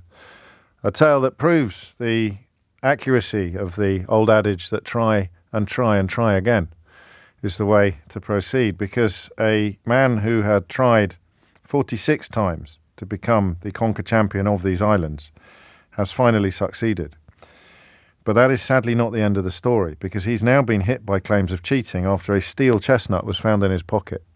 For reasons that we should probably establish first, St John Burkett has been tasked with the job of investigating this allegation, and he joins me now live from the World Conquer Championships. St John, why you? Why me? I've been on the committee quite a number of years, and we take playing conkers seriously, the event serious. So we're investigating this seriously. We're gathering all evidence, and we've got a good selection of evidence. It sort of indicates innocence at the moment, but we just want to make sure. You can't do that. You can't say that now. You've got to go through due process. Is there no jury? Well, the jury will be the committee. Right. So I will produce a report for the committee, and the committee will then have to accept the report. The man who's accused of tampering with conkers or having a steel conker in his pocket was also the man who's in charge of drilling the conkers and inserting the strings. Now, I'm not Columbo, St John, that's your job. but that seems to me to be a recipe for potential controversy. Absolutely, yes, right. Yes. We do like a bit of controversy in the safe world of conkers. So yes, it is, and we do need to make sure that before we draw any conclusions that we have got the evidence and have sifted the evidence, right, including video evidence. We're on VAR at the moment. There you go. That's him. You get that. No, seriously, I don't want to interfere. The world's media is beating a path to your door. We speak of David Jenkins, of course, known as King Conker. If you've been on the committee for years and he is King Conker, you're old mates. How can you be trusted with this task? Well, somebody has to do it. If need be, we'll bring in an independent. Something perhaps you could do, James. And I might be available for this, actually. What actually happened? Because we've jumped straight to the kind of closing scene. We've jumped straight to the one more thing moment in Colombo. We've missed that opening scene where we see the alleged crime actually underway. So he smashed every conker before him in a way that made some people suspicious. Well, the men's final. So, yes. Okay, so you play through several rounds to get to the men's final. We split the men and women out. They start playing each other, split them out because there's more men than women usually. Right. So we have men's world champion versus women's world champion, a grand final, which he lost. He did to Kelsey Branchbach from Indianapolis, Indiana. Yeah, absolutely. It's an international sport, conkers. People don't realise that. It's a global. Absolutely, yeah. Team winners from the Netherlands. We got junior winners from Latvia and Germany. Now he, in the men's final, beat his opponent with a single strike of the conker. Yeah. And in the semi-final, 2 strikes. Now, that could be technique honed over 46 years of playing, or it could be something else. We think that he was lucky in the draw, perhaps, because you've got to draw your conkers blind from a bag. You can't bring your own. There's none of that fiddling around with them beforehand. And also, we have judges on each stand. We have 2 judges. We have a ring judge that oversees everything. And in the video, it appears to show the judges looking very carefully at his hands and what he's doing. To make sure. It also appears to show him putting his hand in his pocket and pulling out a conker and throwing it to the crowd. How was the steel conker found, St John? He showed it to a journalist after the event. Which is not necessarily the actions of a guilty man. Not necessarily, no. Unless, of course, he's doing a double bluff. Unless it's exactly what a guilty man would do. Because then people like me would say that's not the actions of a guilty man. Absolutely. And we're trying to find out whether anybody knew about this conker before the start of the event. And we're just waiting to speak to one of the judges, in fact, the chief umpire, who we believe may have the answer to that. I also like the story, your description of athleticism, because before the event, he said to me, well, St. John, he said, I might be able to come along to the event, but my legs aren't what they were. I might manage a couple of hours, but I'm going to need to sit down. You can't do conkers sitting. That'll be the New York Times there, St. John. Seriously. Yeah. It is. Before you go, I've got one more question. I'm a little reluctant to raise this point, but do you remember when Heinz claimed that they were discontinuing salad cream? Yeah. And they got loads and loads of publicity. Yeah. And then they admitted that they were never discontinuing salad cream at all. But lo and behold, salad cream had enjoyed its biggest PR push in the history of salad cream. Is it possible that you and your colleagues at the World Conkers Championships are swinging, not the lead on this occasion, but swinging the conker? I would love to say that it was, but it wasn't our story in the first place. Was it not? No, it was journalists' story. We have plenty of journalists come along to the event, and this came from the journalists, didn't come from us. Okay. 2,000 enthusiasts in attendance in Southwick, Northamptonshire. Is it always held in is it Southwick or Southwick? It is, yeah. It's run by volunteers, and we've got all our infrastructure there and everything. But anybody else who wants to come along and help run it, fantastic. So, okay. Get in contact. Younger generation. I noticed the defeated finalist in the men's was only 23, and the woman that won the whole thing was 34. So it's a younger generation coming through. Absolutely. Final question: when's the verdict? When will we know? When can King Conker sleep easy or not? Yeah, I hope to top and tail this by tomorrow. Certainly, some point tomorrow. I shall alert the news desk. Yes, please. Thank you very much indeed, St. John, the head judge there, or chief investigator into alleged shenanigans at the World Conker Championships. Good to hear about all the Europeans in attendance, the Dutch team, the Netherlands team winning the team, the youth from Latvia, Germany, all over the place. It's almost like Brexit never happened. Mark's in Swiss Cottage to take us back to Brexit. Do we need to essentially move on's not the right phrase, but as Wes Streeting is advising us to do we need to stop talking about the possibility of reversing it? No, we definitely don't. I think the point is it's essential to understand, to keep talking about it, it's essential to understand how and why it happened. Because I think we need the correct perspective to start to repair the damage, both to our sort of our national European identity and our individual European identity. I don't think it was just the lies. I think there was also a sort of a mechanical process that just went fundamentally wrong, because we were comparing membership with multiple possibilities. Yes, of course. Sort of known with an unknown. One was defined in law precisely, and the others were a load of ephemeral delusions. Well, I know that. You know that. One of us has written a book. Well, at least one of us has written a book about it. You probably have as well. But no, sadly not. No. But what I mean. Who are we talking to? I think there's a danger, Mark, of just talking to each other. I think listening to Wes Streeting say that you can't relitigate this. Yes. I think when so much damage has been done, and when there were obviously the lies, but also the process was fundamentally flawed, I think you've really got to be prepared to look at it again, get the right perspective, get a truthful perspective. But is it too soon? I think I might argue it's too soon to do that. I can't dispute much of what you say, but what's the point of doing it now? What's the point of doing it in this electoral cycle? Because I think the longer it's left, the more it becomes set in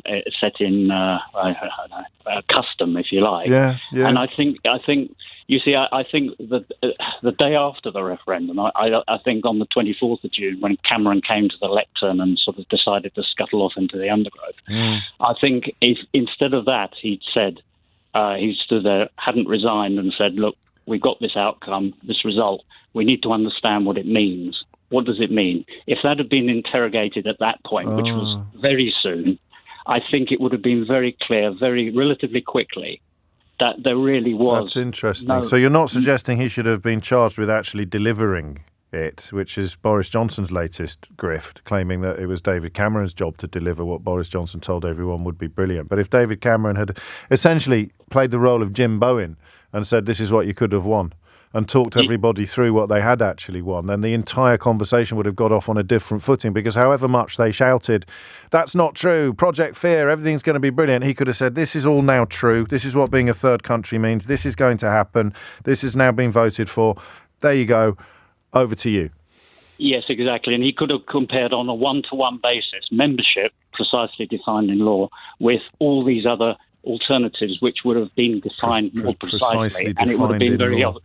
And it would have been very obvious there was nothing better than membership. But that's in the rear view mirror. That's not necessarily a case for what we should be trying to do on the road ahead, is it? Except that there's something about natural justice here, I think, for you and for me. Just this sense that cheats should never prosper. And at the moment, arguably, they are. Yes, it's late, but I think, as I say, better late than never. And I don't think it's too soon to do it. I think the sooner this thing gets underway, personally, I think the better, because it's really causing too much damage on so many levels. So why are you still talking about this? Because cheats should never prosper. And in this country, at this time, as a consequence of Brexit, cheats are still prospering. And if you care about principles like that, if you care about truths like that, simple truths like that, as Mark does and as I do, then you'd probably have to tell Wes Streeting to give his head a wobble. Unless he responded by saying, yeah, no, by all means, you carry on pointing out the cheats and the lies. I don't dispute any of them. I don't deny any of them. But as a government, there's not much point in us joining in. 12:01 is the time. 4 minutes after 12 is the time. You're listening to James O'Brien on LBC. I haven't been on a stag do for ages. Do you know what a soppy git I was when I got married, or when I was getting married to Mrs. O'Brien? My mates took me out, and we ended up in the kind of place in Soho that you don't know about unless you spend an awful lot of time in Soho. This is going back 24 years, remember, 25 years. So it's no longer the case, really. I've got Rupert Everett on full disclosure this week. I don't think that's the one that's coming out this week, but I'm recording it this week. Last time I saw Rupert Everett was when he was campaigning to retain, if you like, the more traditional elements of Soho in the face of epic redevelopment. If you're not familiar with Soho in central London, you'll be familiar with its reputation. Well, the reputation no longer applies. But when I was getting married, it still did. And I was very uncomfortable in this kind of very louche and amoral environment. I ended up phoning my then fiancée, now wife, and meeting up with her around the corner because she'd been out with her mates in the same part of town. I mention this not to paint a picture of my virtuous self, but just to sort of admit that I'd never been on a kind of everybody's dressed as Clark Kent kind of stag, and I went to one in Barcelona once, which was great fun and involved, places that I would never go to in any other circumstances than a stag night. But I haven't got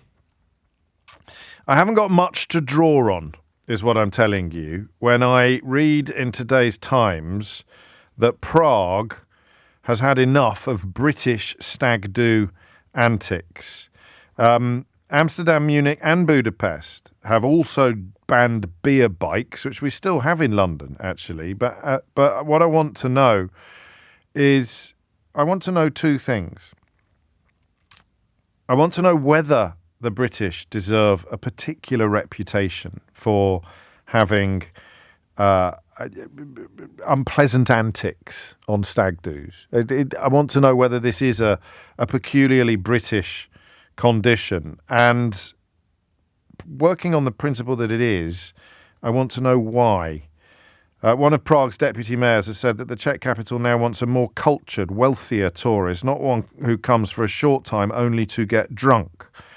I like this argument. The notion of stag do offers from travel agencies have hit Prague harder than almost anywhere else. It may have lost some of its crown to Benidorm, but the British stag party, as a unique phenomenon. Is that true? Is that fair? 0345 6060 973. Did you have your trip? Did you have your lovely city break ruined by a British stag group? I don't want to fall out with anybody, but in my experience, I find them quite annoying but funny. I don't know where the line is between obnoxiousness and amusement. The idea that, 12 men in fake boobs come bouncing down the road, all bellowing at their that doesn't offend me. That doesn't offend my sensibilities. Some people, of course, are horrible when they're drunk, but an awful lot of people are just very silly. Do British stag parties deserve the reputation that the Deputy Mayor of Prague is attributing to them? And if so, why? Why do British people behave worse when they're away on stag weekends than other people do? How big is the problem? 0345 6060 973. And how British is it? How big is the problem and how British is it? Okay, that's what I want to know. Give me a call and just fill me in on what's going on. We need to be careful. Eleanor, the producer, is quite worried about what we can't do is take calls describing in detail debauchery. Or at least if you're going to have a crack at describing debauchery in detail, be aware that it's a family programme and it's lunchtime. I don't mind you putting people off their lunch. I spent most of the last hour talking about Nigel Farage soiling your bed. So that's off the table. I can't complain about that, but I do need you to be careful about breaking rules of both common decency and Ofcom broadcasting regulation. So I can't hear details of behaviour that you found. Well, run it by the producer, but be clever as well about it. Be a little bit thoughtful. If it's not something that you would announce in an office full of people, it's probably not something that you should ring in and share with me. But how big is the problem and how British is the problem? I don't know that I've ever had a holiday or a weekend away ruined by a stag group. As Rich says, they're absolutely horrendous, James, unless you're part of it yourself. I've never had that experience, but I do balk slightly at the idea that the Brits are worse than the Dutch or the Brits are worse than the Germans. In fact, James in Cheltenham has balked at the idea that it's the Brits. He says it's the English. It's yobbish and it lacks imagination and it's a peculiarly English condition. The Times puts British in their headline, and I don't know that excluding our Scottish, Welsh and Northern Irish compadres is necessarily a fair way to behave. But I want to know why you say obnoxious stag do and half of Europe says British. Is it fair? 0345 6060 973. Like football hooliganism. You follow football hooliganism back in the 80s from this side of the English Channel. You'd think we invented it. It's simply not the case. There's loads of just as bad, if not worse, miscreants supporting other European clubs. So it could be falling a little bit into that category. But the point at which it becomes a problem, the question of how big the problem is, and then for me at least, the most interesting question of how British the problem might be. And how much damage does it do to an otherwise nice area? Is it once you get on that list of potential stag destinations, does it become, for the people that live there or the people that have more traditional holidays there, does it actually become unbearable? So you've got a broader backlash against over-tourism. Hungarian government is now thinking of hitting a limit on Airbnb properties in Budapest. You've got a kind of sense that communities are having their souls sucked out by people who aren't living there anymore or renting their properties to people who do live there. They're putting them all on Airbnb instead. But this is very different. This is about advertising campaigns that specifically target stag do's and the question of what impact it has on previously quite pleasant environments. So Prague has been inundated with British people seeking cheap drinks and the women, as one stag do participant told a local radio station after breaking off a rendition of Can't Take My Eyes Off You. So the beer, the slapstick comedy and the strip shows, the strip and steak combos is in one advertisement. Forgive me for this, it's not trigger warning territory, but it's a little adult. A spicy lesbian show in the mud is also advertised in one Prague destination, and you have an Al Capone dinner that culminates in the groom's mock arrest. So Prague has put an enormous amount of effort into attracting a very specific type of visitor, and it looks as if they might have had enough. How big a problem is this for everybody else? 0345 6060 973. And how British is it? How British is the problem? I quite like, there's some great contributions here already, actually. The idea, this from Chris, that stag do's are funny in the afternoon, but they're a big problem after midnight. But it's not confined to continental Europe, he says. Spend a night in Liverpool and then witness the absolute mess the next day. It's definitely not an English-only problem. Plenty of Irish, Scottish and Welsh fellas act exactly the same. So James in Cheltenham on relatively lonely ground with that claim. And then, of course, we've got the question of what happened to you, which is the question that Eleanor is worried about. The idea that you're going to ring in and tell us something that will get me taken off air for broadcasting absolute filth. I don't want absolute filth on the programme. However much you might want to see me taken off air. We're not doing that. We're not. But we are interested in, can a stag do ruin a holiday? I mean, genuinely ruin it. So you look back on that long weekend or that week away, and the abiding memory, the overriding memory that you have is of a stag group, a stag party that actually wrecked everything for you, okay? That's the question at the heart of all the other questions. 0345 6060 973 is the number you need. You know, just to go from the... What, we're going from the ridiculous to the sublime, or from the sublime to the ridiculous. The other contender for our conversation this hour was Kemi Badenoch, issuing a pamphlet as part of our campaign. You've heard about this. Sheila talked about it yesterday, describing autistic people as receiving better treatment or being the beneficiaries of economic privileges and protections. And I realised I'd actually reached my... I can't bring myself to talk about her anymore. Not at least for the rest of this week. I know that there's a Conservative leadership battle going on, but goodness me, every time you think you might have reached a period where the worst excesses of poison in UK politics had just gone into retreat for a while, up pop honest Bob Jenrick and Kemi Badenoch. So that's why we're talking about stags. It's 12:15. 12:17 is the time. You're listening to James O'Brien on LBC, where we turn our attention to the notion of the British stag do being A, worse than any other, and B, a blight upon the destinations in which it unfolds.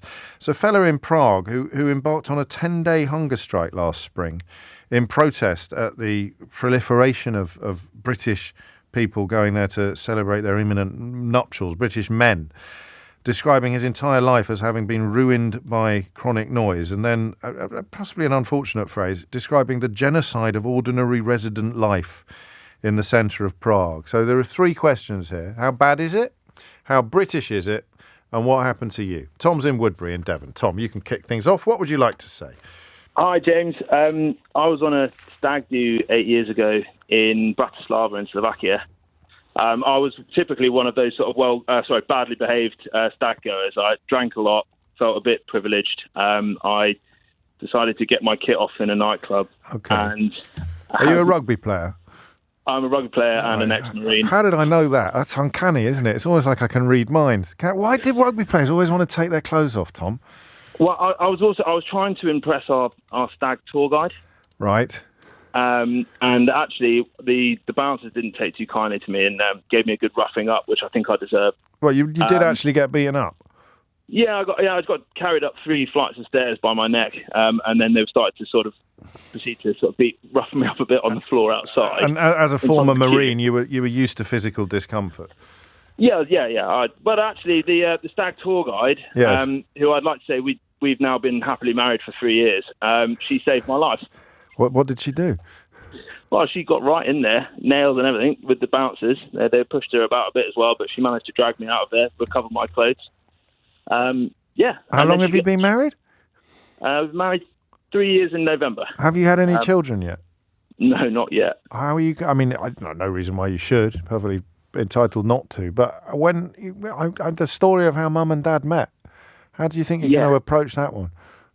Well, I quite look forward to it. No. I've got my parenting spurs, mate, and you haven't. So your 6-year-old daughter wants to know how Mum and Dad met. What are you going to say?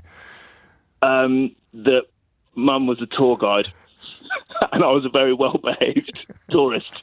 And then, as she gets a little older and hints drop out, and other people, you're still mates with a lot of the people that were on the stag? Yeah, best friends. I mean, we see them all the time. So the truth... and it's a great story for everyone, really. I love the story. And it flies in the face of one of my favourite theories, which is that no one has ever said to their dad, how did you how did you meet my mum? And he says, I leant out my van window and complimented her on her physique. It's not, you're not in that space because obviously you hadn't done anything to be obnoxious or to be offensive, but you remember enough of it to remember thinking, wow, this woman's amazing.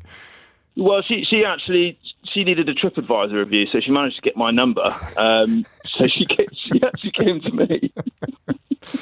And is it a peculiarly British condition when you're on these sort of trips? I'm just looking at Bratislava. It's a beautiful place, but you won't have any idea about that. Oh, unless you've been back to visit now that your family. My parent-in-laws live there. Yeah, I was going to say, now you've seen the castle and all the rest of it, you know it's a beautiful place. But when you're on a stag, you've got no idea.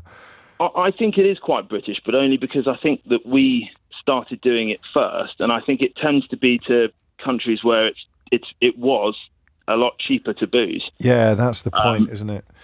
And cheap flights, and I think once it's sort of almost become a bit of a tradition that it's okay to just let a bit loose, which I also now when I go back to my wife's city, yes, and I walk through the town centre in the middle of the day, and it's just stag do after stag do in every pub. Right. I do find it a little bit off-putting for me, and I don't even live there, and I used to be one of them. And it's good for the economy, and your wife had a job supporting that side of the economy, but there is that, it's an interesting balance. You're absolutely right. I'd missed that point. You could fly there on one of the budget airlines and get absolutely bladdered for a fraction of what it would have cost you to do so in a British town or a British city. And Bratislava, for people who don't know, is the largest city in the Slovak Republic. So, like the kind of, in the former Czechoslovakia, you've got Prague in the Czech Republic, and you've got Bratislava in the Slovak Republic. How fair is it to collar British people more than other nationalities for this kind of behaviour? And how bad is it? 0345 6060 973. Danny's in Islington. Danny, what would you like to say? Hi, James. Big Hello. fan. Thank Been you. listening a long time. That's very kind. No worries. And I went to Budapest on mine, so that was 2017, and I've been married ever since successfully, so nothing went wrong. Yes. Yeah, thank God. And and I went back. So I don't know if that I went back. So I've always kind of done a stag do and then been back. So I've done Budapest, I've done Berlin, I've been to Prague, but then I've done the whole English thing. I've been to Edinburgh twice. London stag do's. I do think it is a reserve of just being very over the top British, silly. I mean, I'm middle class. But then I've got a whole range of mates that do a lot of sports. I've got a lot of that kind of. Why is it a British? Do other countries not do stags in the same? I mean, literally don't have big. Regardless of how you behave when you're on the stag, you don't do the overseas 20 lads, 10 lads together, all on the rampage. You just don't do it. So it's not even a question of behaviour. It's a question of whether or not other countries do it at all. Well, I know a few. Again, I do a lot of running, so I know quite a few international guys, Swiss, Germans, a couple of obviously they're not going to because it's not a thing. But with the European, German, Dutch, they do, but they don't do the 7 till midnight and then, or whatever time o'clock, and then get up at 4 or 5 in the morning to crack on with the stuff you do, and then drink again. And weirdly, the domestic ones are always a lot tamer, is the word to use. Yes. There's not as much drinking. It's not like you what don't goes on tour stays on tour, doesn't it? That's probably part of the impulse. You feel a bit cut loose, you feel a bit unleashed, and so you behave in ways that you wouldn't behave. Hopefully wouldn't behave in British cities. How old are you now, Danny? I am 35 and I was 27, and also my stag do was the first of all my little world, I'd say, of everyone getting married. But I had 28 blokes on mine. Good Lord. All from all parts of the country, Scottish, Welsh. That's nice. Yeah, it was very nice. And, some, I'm not going to say working class up to upper class. No, you'll sound like Rishi Sunak, mate. Yeah, I know, exactly. I've got friends from all classes, working class, middle class, well, maybe not working class. But so it was, and nothing too exuberant. There's nothing you look back on with shame, or is there? Apart from me walking through in a thong, I had to wear a fat suit and a thong walking through Budapest. But I'm like your previous caller, being a rugby guy, but runners are quite skinny, and he's not a body you really want to see on show, really. Sinewy, Danny, sinewy. Exactly, lean, mean running machine. Yes. Yeah. I wonder what the people in. I mean, imagine if you'd never. Thank you. I like these stories. I like these kind of. They are peculiarly British, these tales. But what would you do if you'd never left Budapest and you're You thought if I can't go to Britain, everyone's walking around in a fat suit and a thong. This is like your insight into the British culture comes entirely from stag weekends. What would you think about Britain?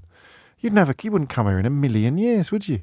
And you weren't paying attention, David. The reason why, what was the first fella's name? The reason why is the tour guide wasn't his fiancée when he was on the Stag. The tour guide was the tour guide when he was on the Stag. She rescued him from some bouncers that were kicking his head. What? Tom? What was it, Tom? Tom. She rescued him from the bouncers that were beating him up, and true love blossomed subsequently. It's not, he didn't go on a stag with his fiancée acting as a tour guide for him and all his mates in Bratislava. 12:25 is the time. Terry's in Surbiton. Finally, a female voice. Terry, what made you pick up the phone? Hi, James. Hello. It's Kerry with a K. Kerry with a K. Right, that's it. Heads will roll. Also, as soon as I said that, I thought, I bet there's a mistake. I thought the mistake would be the other letter. I thought it would be the F next to your name, not the letter at the beginning of it. But Kerry, finally a female voice. What made you pick up the phone? I was just saying that it wasn't many years ago, but pre-COVID, yeah, I flew for a big airline, our airline. I won't say which one. I'll never work that one out. Go on. That's really good. Yes. But anyway, we were in Prague, and I was with a crew, a European crew in those days, so it wouldn't have been that big, but there were probably about 8 or 10 of us. And we landed quite late, and sort of we'd leave the hotel and then go and find, a bar. Yes, of course. Have a drink out or whatever. So it was probably, 10, something like that. So we went into 2 bars first, round sort of the captain actually knew where to go, which was great. So we went into these 2 kind of bars down the little road, and neither of them were keen, and we kind of got funny looks in the first one, so we thought, okay, well, we'll move on. The second one, they were quite a lot more sort of, wouldn't come over, serve us, this kind of stuff. So eventually, having got up from that and tried one more, I mean, we were all thinking, well, maybe they're shutting, or maybe there's some other. We would never have thought of it. Finally, the guy, we said to the waiter, what's going on? Yes. Why won't you serve us? And he said, well, are you here to party? Are you are you on a stag do or a hen do? And we kind of, one thing, why would we have done that if we'd all been together? Yes. For a start, we were both married. But we said no, we told him who we were. And they said, oh, well, we just don't want them anymore. We just, the Brits, he actually said the Brits are just too much trouble. Was there a tiny bit of you that felt proud at that point? Yeah, I think it's... I don't know if that's the correct response. I think the phone line's gone funny. That's what I want next, in the next half of this hour. I want the view from there. So I want to speak to the Bratislavan tour guide, or I want to speak to the Czech bar owner. I appreciate that. It's a little bit ambitious of me, given that I'm presenting a radio programme in London today. But I think the first caller this morning was from Detroit. Right, so you don't get if you don't ask. That line there about we don't want you here. Where for you is the, because you might think it's charming to walk down in a sort of sumo wrestler suit and a thong, but actually, if you're trying to have a romantic dinner or you're trying to serve, Michelin-starred food on that street corner, it's the last thing on earth that you want. So how do we look from there? There doesn't seem to be much challenge so far to the idea that this is a peculiarly British phenomenon, and then we'll do the why of it. Why would this be a British thing that is not replicated? Not the celebration, not having a hen night or a stag do, but having a particularly debauched, or if you prefer, exuberant experience. Why is that peculiar to British men? 0345 6060973. It's coming up to 12:30. You are listening to James O'Brien on LBC. I had another story for you as well, which was going to be a missing word from the headline, but I can't. Yes, here it is. So this is Keith was delighted with this story. Can you see what word is missing from this headline? Okay, BBC chief bans blank as a term for presenters after controversies. So BBC chief bans what word as a term for presenters after controversies. I'm going to give you a clue. It's not cauliflowers. Amelia Cox is here now with your headlines. 12:33 is the time. I bet you're wondering how I'm going to bring Shakespeare into this, aren't you? Well, you'll find out in a minute. Special prize if you already know. I'll give you a clue. It sprang to mind when I asked Kerry, with a K, whether or not she actually felt a strange swelling of pride when the Czech bar owner said to her that the British drink more than everybody else. We can't be doing it, because you shouldn't feel pride at that. It's pathetic. But you're in quite good company. A little bit more about that in a moment. If you're just tuning in, we're looking at stag do's in places like Prague, Bratislava. Other places that have problems in this field include Amsterdam, Munich and Budapest. We're no longer wondering whether this is a peculiarly British phenomenon, because we're confident that it is, albeit I think, the Irish probably are pretty much shoulder to shoulder. But we are wondering why. Why is this a sort of British/Irish issue, or a British for the purposes of this headline? Why do British men have to behave in this way when they go overseas, in a way that other people from other countries don't? 12:34 is the time. 0345 6060 973. I know Renata's in Bavaria. We'll go to her shortly, but I also want to hear from people in the destinations. If you live in a destination, or you have lived in a destination, talk to me about what it's like to have these groups of people turning up. So we saw Coriolanus last night. It's an extraordinary production of a very difficult play at the National Theatre. David Oyelowo giving a performance. The whole cast was magnificent, but I know Coriolanus really well. I did it at school. I was in it. I didn't study it, and it's a really tricky play because he's not the most sympathetic character that has ever been portrayed on the stage. But I'm in a Shakespeare mood at the moment, and Eleanor, the producer, reminded me that Iago in Othello, which, spoiler alert, is another one of Shakespeare's plays where everybody's dead at the end. Iago in Othello offers up the description of the English as the international goats for drinking. I learned it in England. He's talking about a drinking song that he sings when he's trying to get Cassio plastered for slightly unpleasant reasons. I learned it in England, where indeed they are most potent in potting. You'd like that line as an actor, wouldn't you? Most potent in potting. Your Dane, your German, and your swag-bellied Hollander, drink ho, are nothing to your English. So he's effectively, this is Shakespeare in the 17th century, doing two things. Establishing English superiority when it comes to drinking, singling out the Danes, the Germans, and the Dutch for particular comparison and abuse, and also, of course, appealing to that weird swelling of pride that I described when I was talking to Kerry. Because you know how the groundlings would respond to this. You've got Iago, one of arguably Shakespeare's most unpleasant creation, Iago. I mean, including Titus Andronicus' stepsons. You remember what Coleridge said about Iago, don't you? Motiveless malignancy. That's how Coleridge described Iago. Motiveless malignancy. He's a hideous human being, motivated entirely by malignancy. But here he's appealing to the groundlings. He's appealing to the crowd at the theatre in Elizabethan times. I learned it in England, where indeed they are most potent in potting. So all the groundlings at this point go, hey, they've probably got a beer. They're probably having a beer. They're probably tossing the beer around like at the football. Why, he drinks you with facility. Your Dane dead drunk, which means he can drink a Dane under the table. He sweats not to throw your Almain. What's an Almain? Someone from Almain.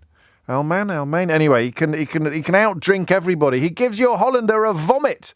The next pottle can be filled, so the Dutch fella is puking up while the Englishman is still sinking another pint. So this reputation is not new.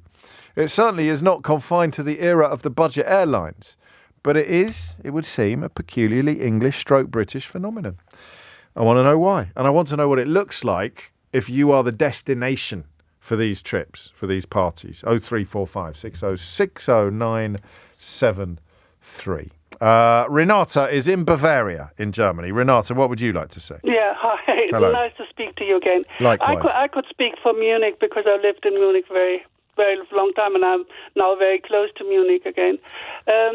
You see, we don't have this tradition in Germany. Our tradition is to have a Polternacht, or Polterabend, which is the night before the wedding. Yes. And it's a party men and women have together. Everybody goes to. That sounds a little bit more civilized, actually. It's really a party at a special place. You don't wander around on that day.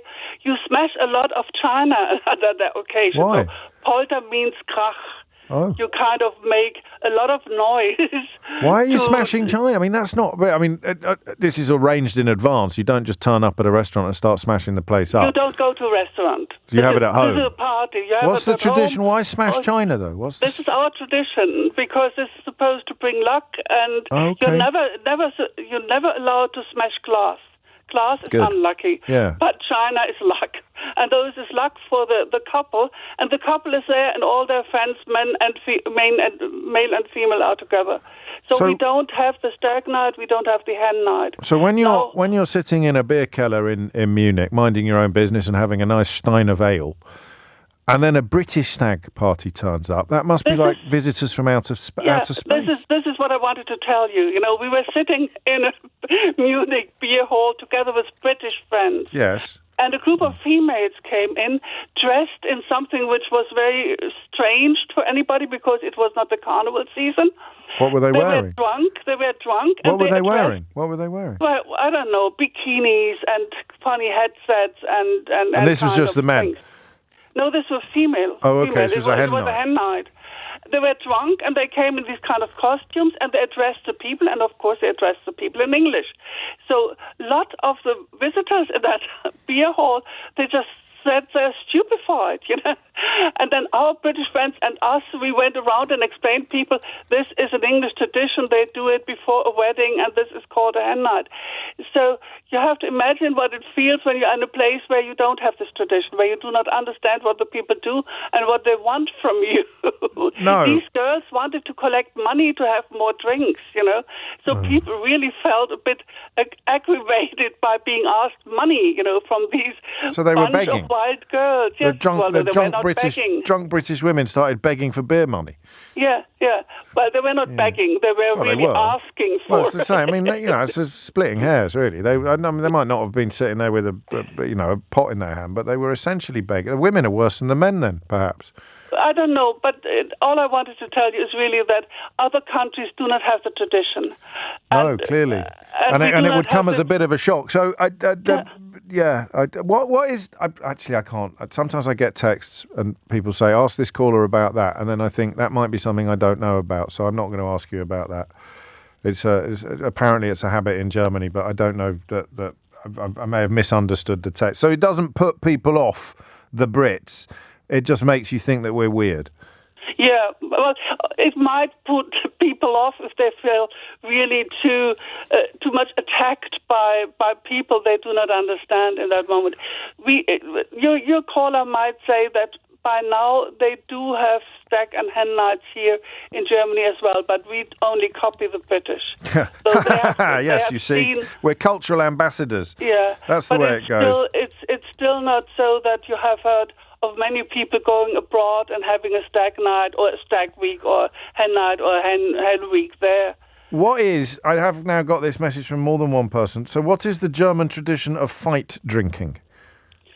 Well, this is a normal tradition in any kind of... In the elemental surge, where thunder reigns supreme.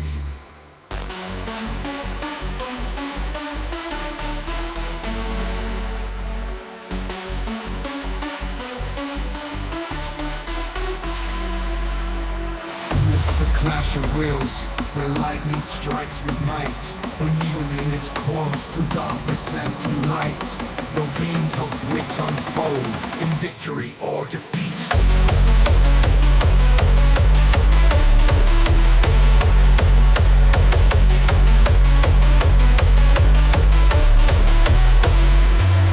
Thunderous resolve foe in victory or defeat. Thunderous resolve in every heart, complete.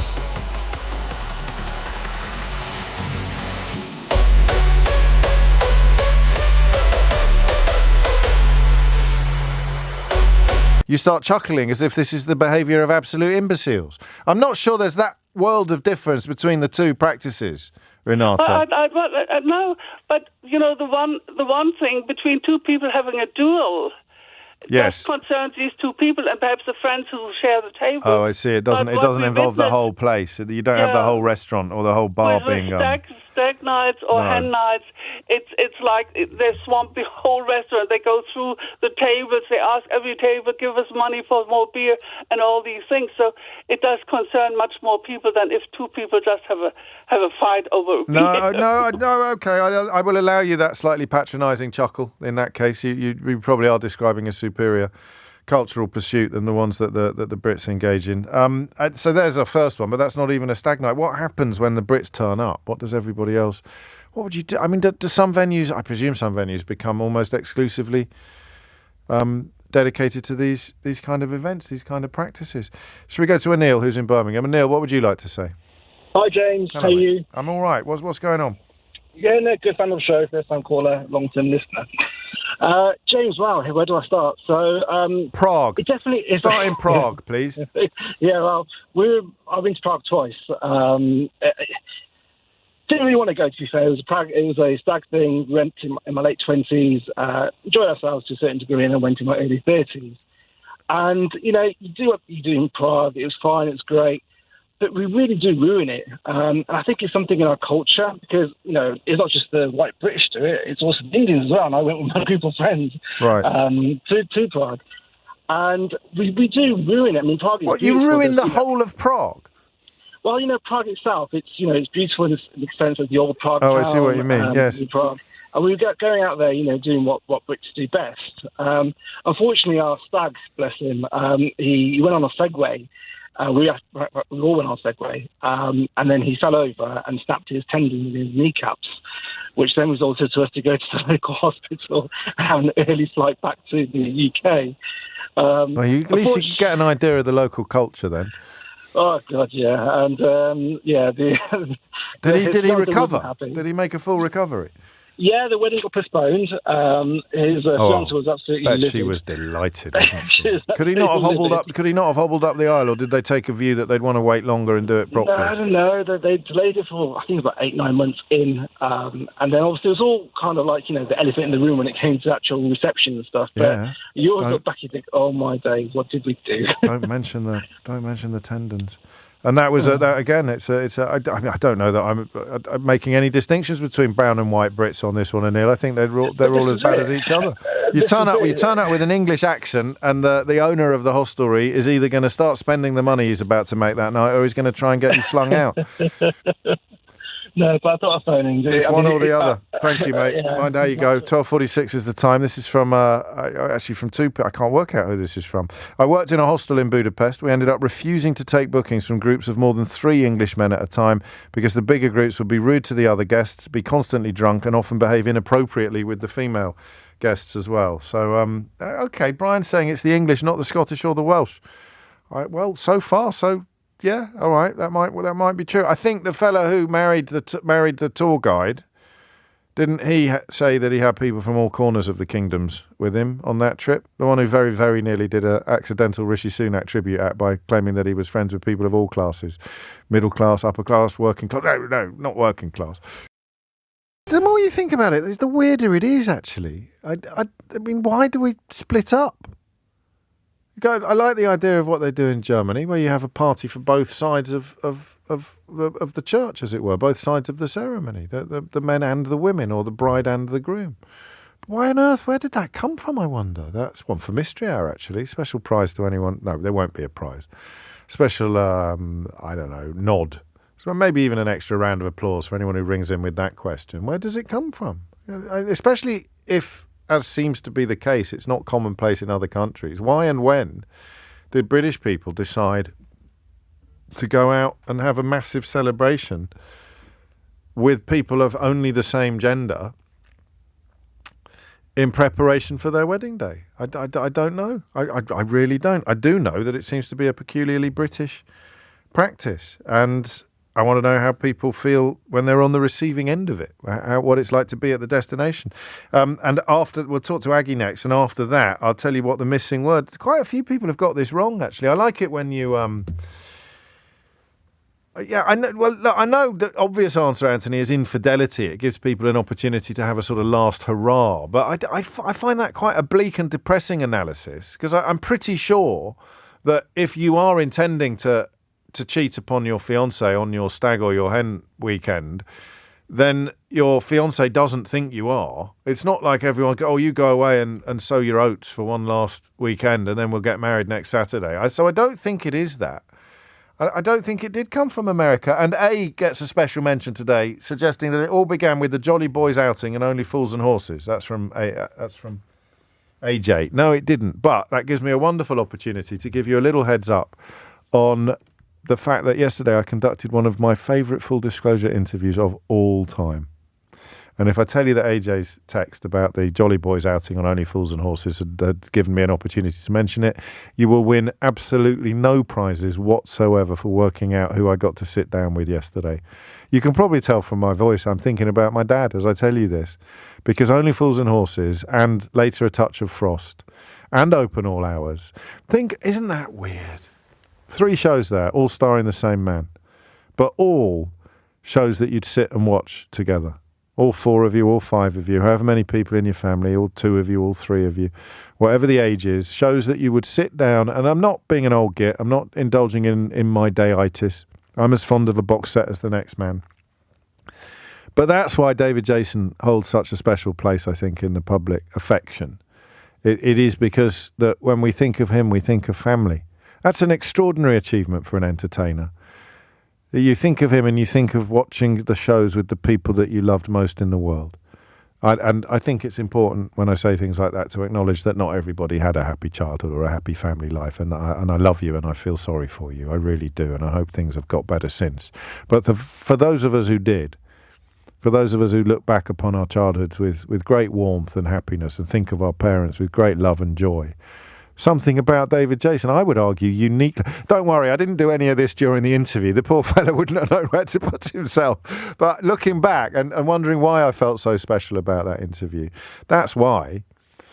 That's exactly why. Because I couldn't work out why on the way home I was missing my dad so much. And I suddenly realised I wanted to ring him and tell him, I've just sat down with Jack Frost. I've just sat down with Pa Larkin. I've just sat down with Del Boy. And to have that, Scullion, my dad loved the Tom Sharp novels, Porterhouse Blue, and of course David played that character as well. And that is, I hope it comes across. I've got a really good feeling about it. I think it might be one of the all-time greats, one of the absolute humdingers, and I think that he enjoyed it as much as almost. Let's not get carried away. I think that Sir David to you, Keith.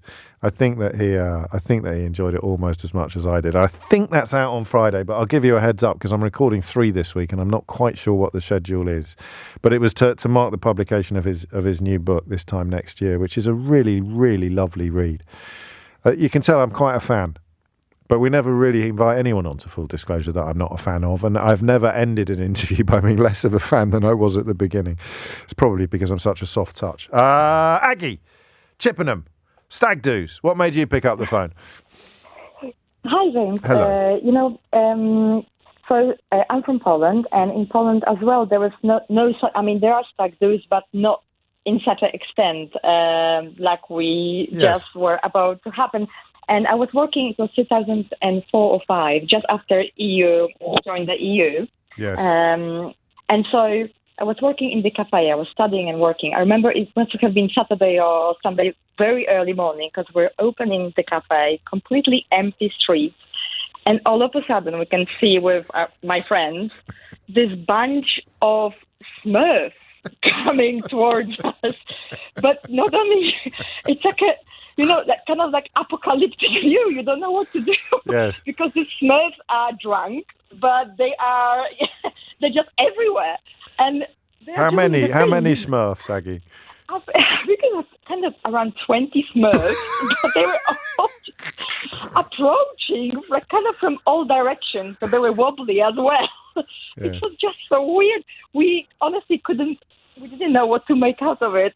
Obviously, it was very funny at the start. It wasn't that funny when these groups were just, appearing more and more. Not this Smurf. The Smurfs were fine. The Smurfs behaved themselves. Did they stop? Did they stop in the cafe or anything like that, or did they just walk on by? I'm not sure if there were any state to do anything. That makes sense. Incredibly drunk Smurfs. I feel that I should have a punchline ready for this. What do you call a drunk Smurf? I can't think of anything. But I love that. And they were wearing full costumes, their heads as well, and everything. Yeah, everything. But also they had, some of the Smurfs were smoking, some of them were just really stumbling, and it was just so. We never seen anything like it. And I just have to say that in Poland we've got this kind of city police. So you just cannot be drunk and disorderly on the street. Really? You just don't do it. You don't. It is trouble. They very quickly they'll you've got your ID card. They will write your hefty fine. So you just don't do it. No. So it was it was strange. It was funny. It was. What is going on? Yeah, we just really didn't know what to make out of it. It was the tip of a very. It was the amusing tip of what turned out to be a very ugly iceberg. Yes, exactly. But at that particular moment, we honestly we had no idea what is happening, and I will never forget it. No, I love that. Well, actually, you've made me think. I've done this hour the wrong way round, Aggie. We should have we should have celebrated it in a way with a side order of the sadness and the bad behaviour. But we could have celebrated the imagination and the creativity of British stag do's, and the day that Aggie opened her door in Poland to see 20 drunk British Smurfs running past. That's the stuff of a John Sullivan comedy. That's the stuff of the Jolly Boys outing in Only Fools and Horses. That was lovely. 12:57 is the time. So here's the missing word round. And Sheila Fogarty has joined me in the studio. We may canvass her opinion on this one. I've always found this a peculiarly obnoxious phrase. So British BBC chief bans blank as a term for presenters after controversies. Talent, and he's right. It's just outrageous. He's right. I always felt like a bit of a, yes, woman of the night when I was described like that. Okay. Yeah, No, I hated crikey. being described as talent. Oh, you've knitted two topics together there, She, very neatly. The stag, woman of the night. Yes, the stag nights and the... no, so you describe the presenter as the talent. And the producers have no talent. What does that make everybody and else? Editors, yeah. What does that make Keith? Well, Keith, what can I say? That's probably fair in his case. But Eleanor should equally be described as the talent. Yeah. But maybe we talented. Should we not have a word that's one notch down from talent? No. No, okay, just checking. That's it from me for another day. This is The Talent, checking out for the final time on the James O'Brien Experience. If you missed any of today's show, you can listen back on Catch Up on Global Player. It was true. People used to say it's the talent. Can you go and talk to the talent? And you sit there and you go, that's just disgusting behaviour.